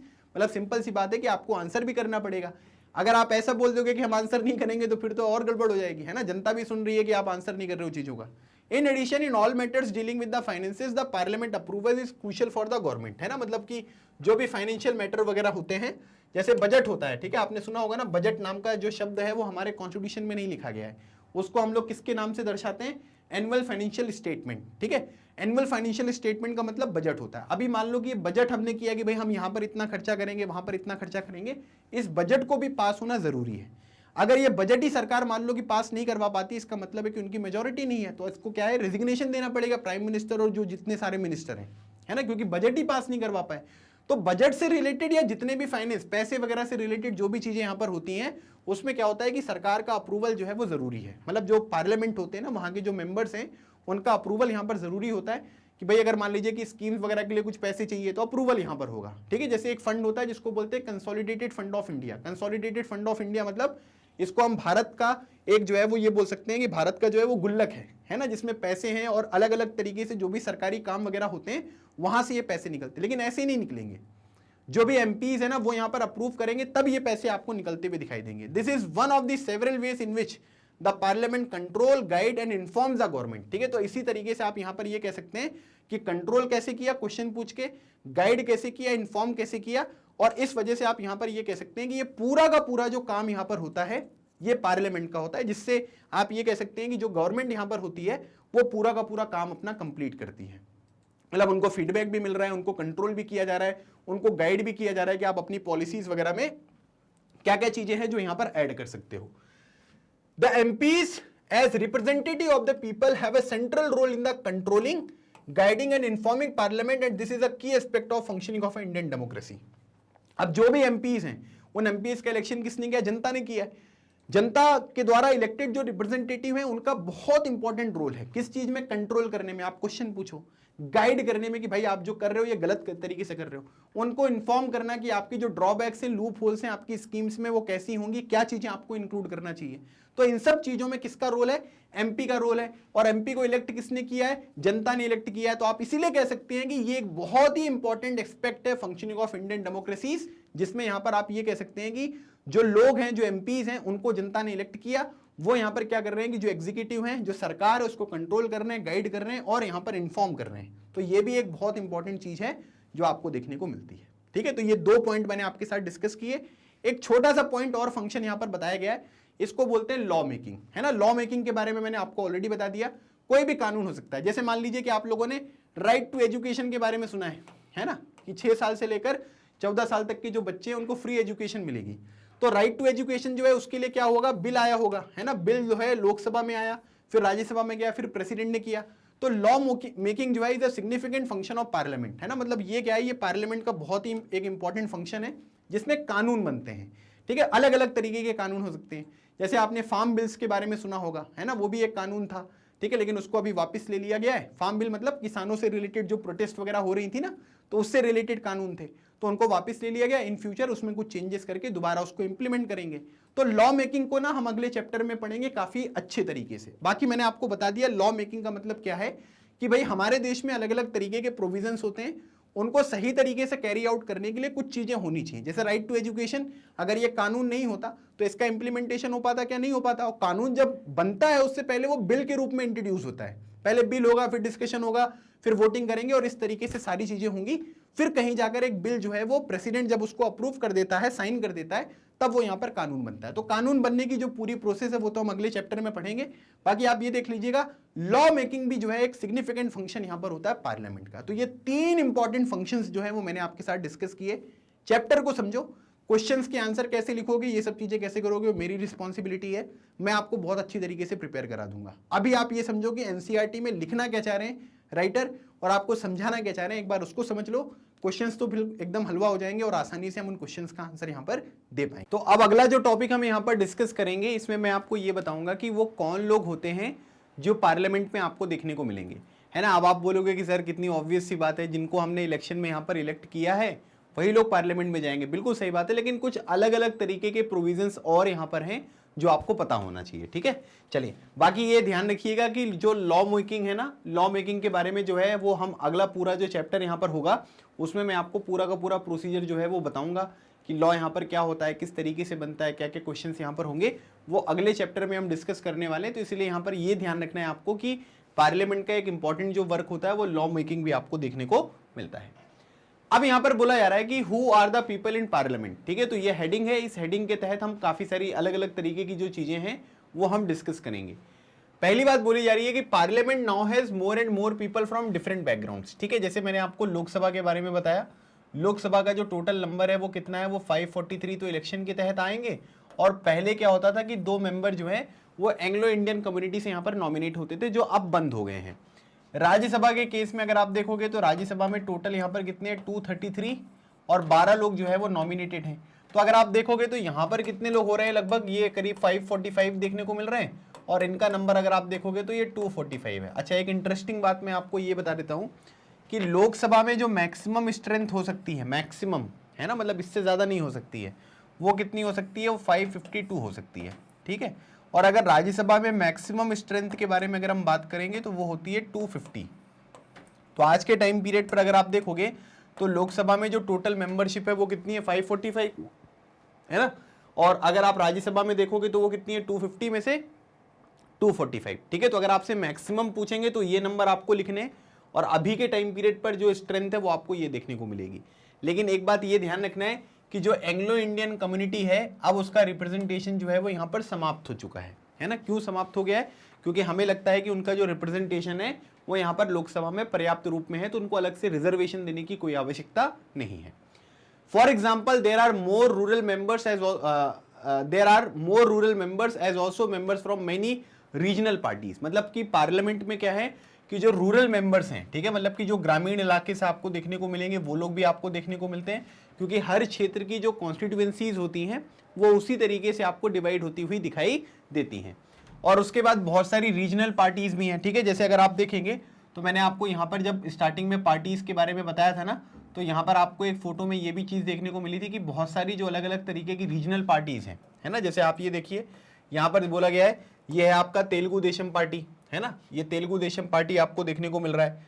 उसके बाद यहाँ पर क्या है कि ये अपना दल हो गया, communist party of India, Shiromani Akali Dal, है ना। तो ये सब क्या है, ये सारी की सारी जो है ये आपको क्या देखने को मिलते हैं, ये सारे जो पॉइंट्स हैं ये आपको किसके देखने को मिल रहे हैं, ये पूरे के पूरे अलग अलग तरीके की जो रीजनल पॉलिटिकल पार्टीज है जो एक पर्टिकुलर रीजन में आपको देखने को मिलती हैं, उनको हम यहाँ पर इन पार्टीज के नाम से जानते हैं, ठीक है। तो उनका रिप्रेजेंटेशन भी है, रूरल एरिया से भी लोग आपको आते हुए दिखाई दे रहे हैं, और रीजनल जो यहाँ पर पार्टीज हैं वो भी आपको देखने को मिल रही है, ठीक है। Groups and peoples that were till now unpresented, है ना, unrepresented, are beginning to get elected to the parliament. अभी तक क्या होता था कि बहुत सारे लोग ऐसे थे, ठीक है, जिनका इलेक्शन जो है वो यहाँ पर नहीं हो पाता था, मतलब कि उनका रिप्रेजेंटेशन जो है वो सही लेवल पर नहीं था। तो आज के टाइम पीरियड पर अगर आप देखेंगे तो पार्लियामेंट में क्या हो रहा है कि उनका भी रिप्रेजेंटेशन जो है वो निकल कर सामने आ रहा है ना। पहले क्या होता था कि पहले नहीं कर पाते थे, है ना, वो लोग इलेक्शन नहीं जीत पाते थे, तो वो लोग नहीं पहुंच पाते थे। लेकिन आज के टाइम पीरियड पर अगर आप देखेंगे तो वहां पर जो आपको अलग अलग वेरिएशन वगैरह यहाँ पर देखने को मिल रहा है, वो चीज़ भी क्या है कि वो चीज़ भी आपको चेंज होती हुई दिखाई देती है। मतलब उसमें भी अगर आप देखोगे तो इसमें ऐसा कुछ नहीं है कि लाइक आप ये कह सकते हैं कि ये पर्टिकुलर कम्युनिटी वाले लोग नहीं हैं, ठीक है। उसमें आपको अलग अलग धर्म के लोग भी देखने को मिलेंगे, और हिंदू धर्म में भी जो अलग अलग आपको यहाँ पर कास्ट देखने को मिलती है, उसके लोग भी यहाँ पर आपको पार्लियामेंट में जो है उनका रिप्रेजेंटेशन यहाँ पर देखने को मिलता है। मुझे लगता है कि ये सारी चीज़ें जो अभी तक मैंने आपको बताई हैं ये क्लियर हो रही होंगी। अब यहाँ पर हमको ये लगेगा कि सर मतलब अलग से कोई रिप्रेजेंटेशन वगैरह जो यहाँ पर हमको देना है तो उसका क्या कारण है, किस तरीके से वो चीज़ें होंगी, तो वो मैं आपको यहाँ पर बताता हूँ। जैसे अगर आप देखेंगे, so there has also been an increase in the political participation from the Dalit and backward classes, ठीक है। दलित में जैसे वो SC कम्युनिटी अगर आप देखेंगे, फिर अगर आप देखोगे ST कम्युनिटी भी यहाँ पर होती हैं, जो बैकवर्ड क्लासेस होते हैं उनमें भी अगर आप देखोगे तो क्या होता है कि जो ओवरऑल यहाँ पर पार्टिसिपेशन है ना, वो यहाँ पर क्या है कि वो आपको बढ़ता हुआ दिखाई दे रहा है ना। सिंपल सी बात ये समझिएगा, आज के टाइम पीरियड पर जब भी हमारे देश में इलेक्शन का कोई माहौल होता है तो अगर हम देखेंगे तो इलेक्शन में काफ़ी सारे लोग जो है वो यहाँ पर पार्टिसिपेट करते हैं, ठीक है। वोटिंग वाले भी, पॉलिटिशियन भी, है ना, फिर अलग अलग तरीके के जो सपोर्टर्स होते हैं, न्यूज़ वगैरह में, आपके सोशल मीडिया जो नेटवर्क्स हैं वहाँ पर, हर चीज़ पे अगर आप देखोगे तो यही सब चीज़ें जो है वो डिस्कस की जा रही हैं। तो उसी में से अगर हम देखेंगे तो जो यहाँ पर दलित्स हैं, दलित मतलब जो लोअर कास्ट के लोग हैं, और जो बैकवर्ड क्लासेस हैं वो भी यहाँ पर आपको पार्टिसिपेट करती हुई दिखाई देती हैं। Let us look at the following table that shows the percentage of population who voted in the Lok Sabha election in different years। मतलब मैं आपको यहाँ पर क्या करूँगा कि अभी जो है एक टेबल यहाँ पर दिखाऊंगा जिसमें ये पता चलेगा कि कितने लोगों ने लोकसभा इलेक्शन में जो है वो टोटल यहाँ पर वोट डाला था, ठीक है। तो अगर आप देखेंगे तो ये है लोकसभा, ठीक है, ये इलेक्शन ईयर और वोटर टर्नआउट। वोटर टर्नआउट का बेसिक मतलब ये होता है कि जैसे मान लीजिए कि 100 लोग इलेक्शन देने के लिए यहाँ पर एलिजिबल थे, ठीक है। मतलब एलिजिबल कैंडिडेट्स जो हैं वो टोटल कितने हैं, वो आपको 100 देखने को मिल रहे हैं। अब अगर ये 100 लोग आपको यहाँ पर देखने को मिलते हैं, अब अगर इनमें से मान लीजिए कि 35 लोग जो है वो यहाँ पर क्या करते हैं कि वोट डालते हैं, ठीक है। तो अगर वोट कितने लोगों ने डाला, 35 लोगों ने, तो अगर आप वोटर टर्नआउट देखोगे तो कितना परसेंट हो गया भाई, 35%, ठीक है। तो इस तरीके से वोटर टर्नआउट जो है वो कैलकुलेट यहाँ पर किया जाता है।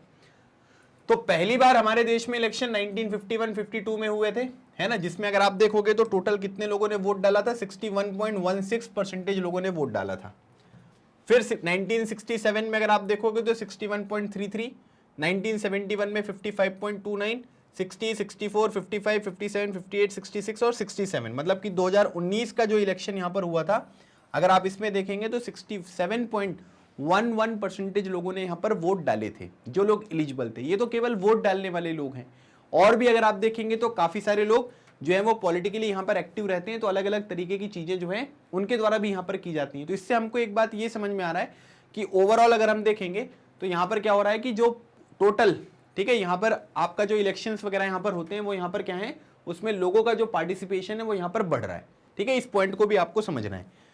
फिर उसके बाद it has been observe that representative democracy can not produce a perfect reflection of society, है ना। जहां पर क्या होता है कि जो रिप्रेजेंटेशन होता है, जैसे मैंने आपको 2 तरीके की डेमोक्रेसी के बारे में बताया है, एक डायरेक्ट डेमोक्रेसी होता है और एक रिप्रेजेंटेटिव डेमोक्रेसी होता है।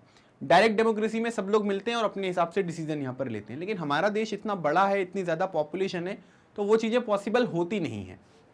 तो ऐसे केस में हमें क्या करना पड़ेगा कि हमें अपना रिप्रेजेंटेटिव जो है वो भेजना पड़ेगा। लेकिन एक बात ये ध्यान रखिएगा कि जो भी यहाँ पर रिप्रेजेंटेटिव डेमोक्रेसी होती है ना, उसमें क्या होता है कि परफेक्ट जो रिफ्लेक्शन है सोसाइटी का वो निकल कर आता नहीं है। अब अगर मान लीजिए कि कोई डिप्रेस क्लास है, कोई, अगर आप देखेंगे डिप्रेस क्लास का मतलब ये है कि जिनकी सिचुएशन जो है वो बहुत अच्छी नहीं है ना। अगर कोई लोअर कास्ट है, अगर उसके पास यहाँ पर कोई रिसोर्सेज नहीं है ना, जुगाड़ नहीं है, तो आप ये कह सकते हैं कि वो इलेक्शन जीत पाएंगे क्या? नहीं जीत पाएंगे। तो इलेक्शन में केवल वही लोग रहेंगे जो थोड़ा वेल्दी है ना, मतलब आप ये कह सकते हैं कि जिनकी थोड़ा पावर आपको देखने को मिलेगी। तो सोसाइटी में जो लोग यहाँ पर रहते हैं उनको अगर आप देखोगे और उनका जो रिफ्लेक्शन अगर आप देखोगे, है ना, तो वो चीजें क्या है कि वो चीजें जो है वो एकदम डिफरेंट आपको देखने को मिलती हैं। ठीक है, तो ये पॉइंट आपको बिल्कुल अच्छे से समझना है कि यहाँ पर क्या होता है कि जो रिप्रेजेंटेटिव डेमोक्रेसी होती है उसमें अगर हम चाहेंगे कि भाई हर कम्युनिटी के लोग, हर कास्ट के लोग यहाँ पर रिप्रेजेंटेड हो, तो वो पॉसिबल नहीं हो पाएगा, क्योंकि उनमें से कुछ लोग जो है वो इलेक्शन जीत भी सकते हैं, कुछ लोग इलेक्शन हार भी सकते हैं, तो दोनों पॉसिबिलिटी है ना, तो ये बात ध्यान रखना है। So there is a realisation that when interest and experience separate us, it is important to ensure that communities that have been historically marginalized are given adequate representation, है ना, मतलब कई सारे लोग ऐसे थे जो प्राचीन भारत से क्या हो रहा था कि उनके साथ जो है वो यहाँ पर हम डिस्क्रिमिनेशन कर रहे थे, है ना, कि भाई आप लोअर कास्ट के हो, हम आपके साथ ऐसा करेंगे वैसा करेंगे, काफ़ी सारी चीज़ें जो है वो ऑलरेडी यहाँ पर चल रही थी। तो अब उनकी सिचुएशन क्या है कि वो सोशली और एजुकेशनली बहुत बैकवर्ड यहाँ पर रह गए हैं, बहुत पीछे रह गए हैं, और आप उनसे अगर ये उम्मीद करोगे कि भाई एक जो नॉर्मल लोग है जिसको सारी सुविधाएं यहाँ पर मिल रही हैं उससे वो इलेक्शन यहाँ पर लड़ेगा, इलेक्शन यहाँ पर जीतेगा, तो वो चीज़ यहाँ पर क्या होगा कि वो पॉसिबल नहीं हो पाएगा।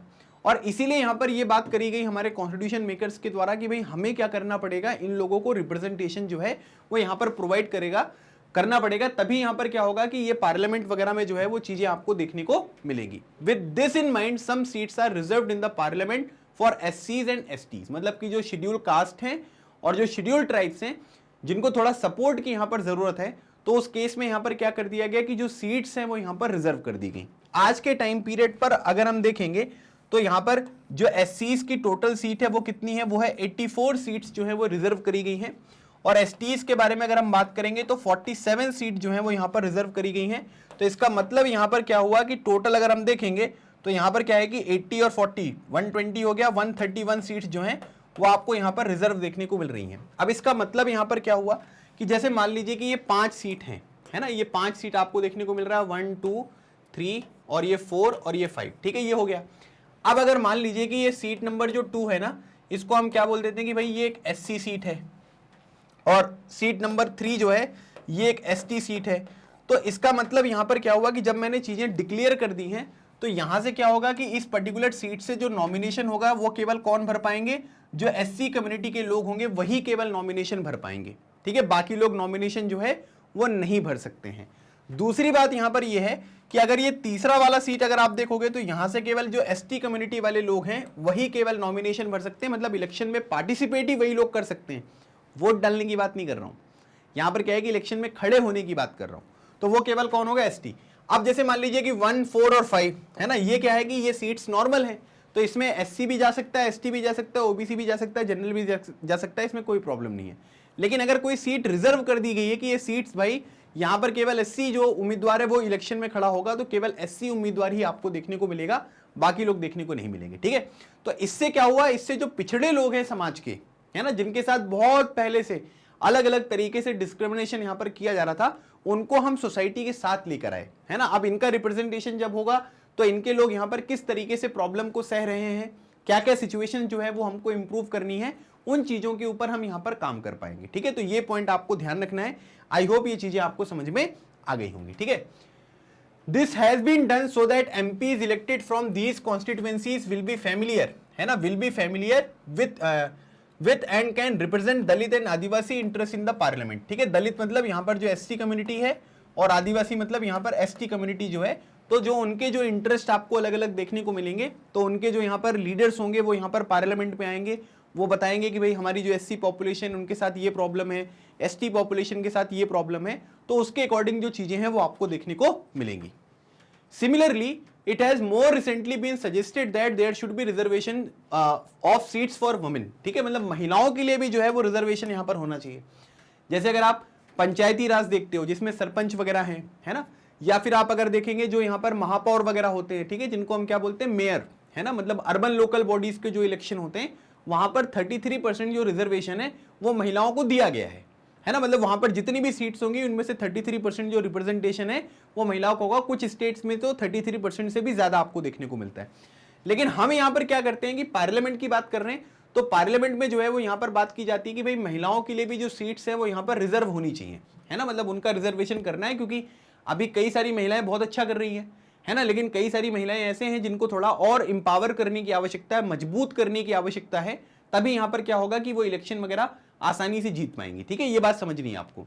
This issue is still being debated, है ना। अब क्या होता है कि जो अंकल लोग बैठे हुए हैं अंकल लोग मतलब जो मेल यहाँ पर आपको देखने को मिलेंगे, जो पार्लियामेंट पे लोग बैठे हुए हैं, वो लोग क्या करते हैं कि वो लोग ना, ये वुमेन जो यहाँ पर महिलाएं हैं, उनकी बात हमेशा यहाँ पर होती है कि 33% जो है वो रिजर्वेशन पार्लियामेंट में और स्टेट लेजिस्लेटिव जो असेंबलीज होती हैं, है ना, जिसको हम हिंदी में विधानसभा कहते हैं, वहां पर क्या होता है कि ये लोग डिस्कशन नहीं करते। क्यों? क्योंकि उनको पता है कि अगर मान लो कि सीट्स रिजर्व हुई तो हो सकता है कि इनकी सीट ही खतरे में पड़ जाए, है ना। बोल दे कि भाई तुम जहां से अभी तुम मेंबर ऑफ पार्लियामेंट बने थे या विधायक बने थे, वो सीट किसकी है? वो महिलाओं की सीट है। तो महिलाओं की सीट अगर हो जाएगी तो फिर ये इलेक्शन में थोड़ा ना खड़े हो पाएंगे, नहीं हो पाएंगे ना। जैसे आप लोगों को एक और अच्छा एग्जाम्पल देता हूँ, जैसे आपने देखा होगा सरपंच का इलेक्शन होता है। सरपंच के इलेक्शन में मतलब आप ये मान लीजिए कि लोग जी तोड़ मेहनत करते हैं। ठीक है, मैं आपको मध्य प्रदेश का एग्जाम्पल यहाँ पर बता रहा हूँ क्योंकि मुझे मध्य प्रदेश का एक्सपीरियंस ज्यादा है। तो अब यहाँ पर क्या होता है कि यहाँ पर जैसे मान लीजिए कि महिलाओं को 33% रिजर्वेशन है। पिछली बार क्या हुआ था? पिछली बार जो है एक, ठीक है, एक पर्सन है, उनका नाम क्या है? उनका नाम है बंटू। ठीक है, ऐसे एग्जाम्पल बता रहा हूँ। ठीक है, आप में से किसी का नाम बंटू हो तो बुरा मत मानिएगा। ठीक है, तो यहाँ पर क्या है कि किसी का नाम है जिसका नाम यहाँ पर क्या है? बंटू। ठीक है, तो अब यहाँ पर क्या हुआ कि बंटू जो है वो यहाँ पर सरपंच के इलेक्शन के लिए यहाँ पर खड़ा होता था, है ना। हर साल जो है वो सरपंच बंटू बन जाता था। लेकिन फिर क्या हुआ कि एक साल न्यूज यहाँ पर यह आई कि इस साल जो इस गांव की यहाँ पर सरपंच की सीट है ना, वो महिलाओं के लिए रिजर्व कर दी है। मतलब यहाँ से क्या होगा कि केवल सरपंच जो है वो कौन खड़ा होगा? वो जो है वो अगर आप देखेंगे तो वो केवल एक फीमेल यहाँ पर बन सकती है ना। इस तरीके से डिक्लेयर हो गया। तो अभी बंटू इलेक्शन में खड़ा हो पाएगा क्या? नहीं हो पाएगा। तो यहाँ पर पैटर्न यहाँ पर ये होता है कि बंटू की अगर शादी हो गई है तो बंटू क्या करेंगे? फिर अपनी जो बंटी है, ठीक है, मतलब की जो वाइफ है, उसको यहाँ पर क्या कर देंगे कि उसको इलेक्शन में यहाँ पर खड़ा करा देंगे, है ना। मतलब बंटी जो है उसका यहाँ पर क्या होगा कि उसका इलेक्शन में जो है वो फोटो रहेगा, लेकिन नीचे जो है वो बंटू की फोटो जो है वो आपको बड़े स्केल पर देखने को मिलेगी, है ना, कि बंटू की वाइफ, ठीक है, बंटी जी को जो है वो सरपंच बनाइए, है ना। इस तरीके की चीजें यहाँ पर होती हैं। तो यहाँ पर क्यों हो पा रहा है ऐसा? क्योंकि रिजर्वेशन दिया गया है। लेकिन एमपीज और एमएलएस जो होते हैं ना, ये लोग क्या करते हैं कि इनके मतलब डिस्कशन करने का मन नहीं करता। बोलते चले रिजर्वेशन के बारे में बात करते, बोले नहीं हमें घर जाना है, हम घर जाएंगे, ठीक है, हमें बात नहीं करनी, क्योंकि उनकी सीट यहाँ पर खतरे में आ जा रही है। तो इसके ऊपर बात होनी चाहिए। 60 ईयर्स एगो, मतलब आज से 60 साल पहले बात हो रही है, only 4% of MPs were women and today it is just above 11%। मतलब 60 साल पहले 4% जो टोटल एमपीज थे, है ना, मतलब कि जो सांसद यहाँ पर थे उनमें से 4% जो है वो महिलाएं थी। अब अगर आप यहाँ पर 500 है, ठीक है, मैं एक एग्जांपल बता रहा हूँ, 543 नहीं ले रहे, 500 ले लो। 500 का 4% अगर मैं यहाँ पर निकालूंगा तो इसको अगर आप सॉल्व करोगे तो कितने लोग भाई? 20 लोग, है ना। और यहाँ पर क्या है 543, तो मान लो कि 20 से 25 लोग जो है वो यहाँ पर केवल महिलाएं देखने को मिल रही हैं, बाकी लोग तो कम है ना। आज के टाइम पीरियड पर भी अगर महिलाएं देखेंगे आप तो वो यहाँ पर क्या है कि वो 100 से कम आपको देखने को मिलती है, इतना नंबर कम हो गया है। So this is small share when you consider the fact that half of the population are women. ठीक है, मतलब कि यहाँ पर क्या है, हमारे देश की जनसंख्या 121 करोड़ आपको देखने को मिलेगी अकॉर्डिंग टू 2011 सेंसस। उसमें से क्या है कि आधी महिलाएं हैं, और आधी महिलाओं में से अगर आप देखोगे तो 40-50 लोग जो है वो विधायक यहाँ पर बन रही है ना, या आप ये कह सकते हैं कि जो एमपीज है वो यहाँ पर बन रही है। तो फिर तो कैसा इनका रिप्रेजेंटेशन हुआ? बिल्कुल गलत हुआ। और इसी वजह से क्या होता है कि यहाँ पर हम लोग क्या करते हैं कि इनके रिजर्वेशन की बात यहाँ पर करते हैं, लेकिन अभी तक उन चीज़ों के ऊपर कोई पॉजिटिव जो डेवलपमेंट है वो यहाँ पर नहीं हो पाया है। ठीक है, इस पॉइंट को आपको ध्यान रखना है। चलिए आगे बढ़ते हैं। It is issue of this kind that force, ठीक है, the country to ask certain difficult and often unresolved questions about whether our democratic system is representative enough। मतलब कई बार क्या होता है कि इस तरीके के एग्जाम्पल हम देखते रहते हैं कि महिलाएं जो है उनका रिप्रेजेंटेशन नहीं है, बाकी लोगों का रिप्रेजेंटेशन यहाँ पर नहीं है। तो कई बार हम लोग क्वेश्चन ये बोलते हैं कि भाई आज के टाइम पीरियड पर जो हमारा पार्लियामेंट है, जो संसद है, हम बोलते हैं कि रिप्रेजेंटेटिव डेमोक्रेसी के हम यहाँ पर पार्ट हैं। तो क्या रियल में हम यहाँ पर रिप्रेजेंटेटिव इनफ है? मतलब कि सोसाइटी के हर तबके के लोग जो हैं वो यहाँ पर निकल कर आ पा रहे हैं या नहीं आ पा रहे हैं, है ना। मतलब जो जनता है, जैसे फॉर एग्जांपल मैं बहुत यहाँ पर रिमोट एरिया में रहता हूँ। रिमोट एरिया मतलब बहुत दूर दराज के इलाके में रहता हूँ। अभी वहां पर कोई खबर लेने आता ही नहीं हमारा, बस वो इलेक्शन में आते हैं, बोलेगी आपको हमें वोट देना है, हम आपको मिठाई खिलाएंगे, ठीक है, जीत जाएंगे। तो ऐसी सिचुएशन में क्या होगा कि हमारी बात तो पार्लियामेंट पे कोई डिस्कस ही नहीं करेगा, है ना, क्योंकि हमारा जो लोकल रिप्रेजेंटेटिव उसको हमसे कोई लेना देना नहीं है। तो इस तरीके की चीजें जो है वो यहाँ पर क्वेश्चन मार्क क्रिएट करती हैं कि भाई हम अपने आप को एक प्रॉपर जो है ये यहाँ पर रिप्रेजेंटेटिव बोल पाए या नहीं बोल पाए, मतलब कि रिप्रेजेंटेशन जो है वो इनफ है या नहीं है, इसके ऊपर भी हमको चीजें समझनी पड़ेगी। The fact that we can ask these questions and are working towards answer is a reflection of the strength and the faith that people in India have in democratic form of government. ठीक है, और इसी तरीके से अगर हम देखेंगे तो यहां पर क्या है कि we can ask this question and are working towards answer is a reflection of this strength. मतलब कि हम लोग इस तरीके के क्वेश्चन यहां पर सोच पा रहे हैं, उनके आंसर्स को हम यहां पर जान पा रहे हैं, तो आप ये कह सकते हैं कि reflection of the strength and the faith that people in India have in a democratic form of government. मतलब आज के टाइम पीरियड पर भी क्या है कि भारत में जो डेमोक्रेटिक फॉर्म ऑफ गवर्नमेंट है, भले वो रिप्रेजेंटेटिव है, वो सही तरीके से काम कर रही है, लेकिन लगातार जो है वो इंप्रूवमेंट्स भी आपको देखने को मिलते हैं, है ना। पहली बार जो है वो महिलाएं बहुत कम थी, अब धीरे धीरे नंबर जो है वो इंक्रीज हो रहा है। तो ओवरऑल अगर आप देखोगे तो यहाँ पर क्या है कि इन फ्यूचर आपको नंबर और भी इंक्रीज होगा, लेकिन इसके ऊपर थोड़ा सा काम करने की आवश्यकता है ना। थोड़ा हमें अवेयरनेस जो है वो यहाँ पर बढ़ाना पड़ेगा।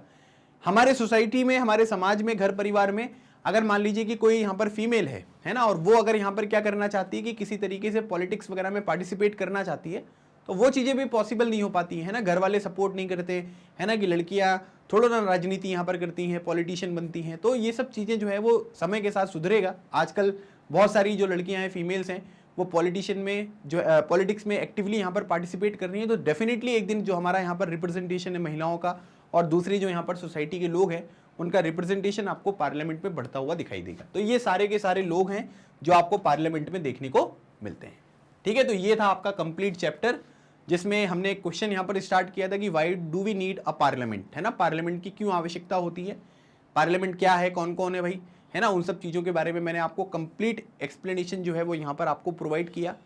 बुक का हर एक इंपॉर्टेंट चीज़ जो होना चाहिए आपको पता, वो मैंने आपको कवर कराया। फिर भी अगर आपको लगता है कि कोई ऐसी चीज़ जो आपके मन में थी और मैंने आंसर ना करी हो, तो उसे आप कमेंट सेक्शन में मेंशन कर सकते हैं। मैं अपने वीडियोस के सारे कमेंट पर्सनली यहाँ पर मॉनिटर करता हूँ। अगर कोई भी रीजनेबल क्वेश्चन यहाँ पर होगा तो मैं डेफिनेटली उसका आंसर आपको प्रोवाइड करूँगा। और आप लोग अगर सेशन सब कुछ अच्छा लगा, बढ़िया लगा, मज़ेदार लगा, तो आप लोग फीडबैक भी ज़रूर यहाँ पर कॉमेंट सेक्शन में दीजिएगा, क्योंकि वो एक मोटिवेशन की तरह काम करता है और डेफिनेटली अगले सेशन में आपको उसका इफेक्ट जो है वो यहाँ पर देखने को मिलेगा। तो ये कंप्लीट पूरा का चैप्टर जो था उसका एक रिवीजन था जो मैंने आपको प्रोवाइड किया। थोड़ा बड़ा था लेकिन मज़ा आया होगा और चैप्टर जो है वो अच्छी तरीके से आपको समझ में आ गया होगा। अब कई सारे स्टूडेंट्स ये बोलते हैं कि सर जैसे मान लीजिए कि हमको कुछ दूसरे यहाँ पर वीडियोस देखने हैं, वो कैसे देखेंगे हम। तो सबसे अच्छा तरीका है कि आप magnetbrains.com जो वेबसाइट है उसको विजिट करो। वहाँ पर क्या है कि किसी भी तरीके का कोई भी यहाँ पर डिस्ट्रैक्शन जो है वो आपको देखने को नहीं मिलेगा। जैसे आप magnetbrains.com पर गए तो आपको ये अलग अलग टैब्स देखने को मिलेंगे, जैसे CBSE English medium, CBSE Hindi medium, spoken English, NTSE, olympiad और यूपी बोर्ड। ठीक है, तो ये सब चीज़ें अवेलेबल है। आप CBSE इंग्लिश मीडियम में जाइए, आपको वन शॉट रिवीजन चाहिए, है ना। जैसे ये वन शॉट रिवीजन था, इसी तरीके से वन शॉट रिवीजन आपको मिलेगा। तो वन शॉट रिवीजन पर क्लिक किया, कौन सी क्लास का देखना है, 8th क्लास का, तो 8th क्लास पर क्लिक कर दो आप। ठीक है, जो भी क्लास का आपको देखना है वो आप कर दीजिए। NTSE, स्पोकन इंग्लिश, जो भी आपको करना है ना, उस टैब पर क्लिक करके आप यहाँ पर चीज़ों को एक्सेस कर सकते हैं। फिर ये क्लास 8th का आपको वन शॉट रिवीजन मिल जाएगा। हिस्ट्री हो गया, ज्योग्राफी हो गया, सब चीज़ें जो हैं वो यहाँ पर अवेलेबल हैं। और इनके जो प्रीवियस वीडियोज़ हैं वो भी मैं आपको प्रोवाइड कर चुका हूँ। तो अरेंज फॉर्मेट में आपको चीज़ें देखने को मिल जाएंगी। फिर आप प्ले करके कोई भी जो वीडियो है वो आप देख सकते हैं। हिस्ट्री भी पढ़ाया मैंने, ज्योग्राफी भी पढ़ाया हुआ है, और सिविक्स के भी कुछ वीडियोज़ यहाँ पर मिल जाएंगे। तो आसानी से क्या है कि सारी चीज़ें जो है वो आपकी कवर यहाँ पर हो जाएंगी। बाकी आप मैग्नेट ब्रेन्स जो ऐप है उसको भी डाउनलोड कर सकते हो, क्योंकि मैग्नेट ब्रेन्स पर KG से लेकर क्लास 12 तक की जो भी क्लासेस होती हैं, टेस्ट होते हैं, वो आपको 100% फ्री प्रोवाइड किए जाते हैं। इसका मतलब ये हुआ कि आपसे कोई फीस नहीं ली जाएगी और पूरी की पूरी प्रिपरेशन जो है वो आपको फ्री ऑफ कॉस्ट यहाँ पर कराई जाएगी। अगर आपको ये सेशन अच्छा लगा है तो सेशन को लाइक करें, चैनल को सब्सक्राइब करें और अपने दोस्तों के साथ, फ्रेंड्स के साथ, अपने फैमिली मेम्बर्स के साथ इस वीडियो को ज़रूर शेयर करें, ताकि ज़्यादा से ज़्यादा लोग इस वीडियो के तहत अपने एग्जामिनेशन की प्रिपरेशन को अच्छी तरीके से कंप्लीट कर सकें। अगले सेशन में एक नए चैप्टर के साथ मिलेंगे। तब तक keep smiling and keep preparing. लगे रहो, एग्जाम क्लियर करो। Thank you so much. जय हिंद।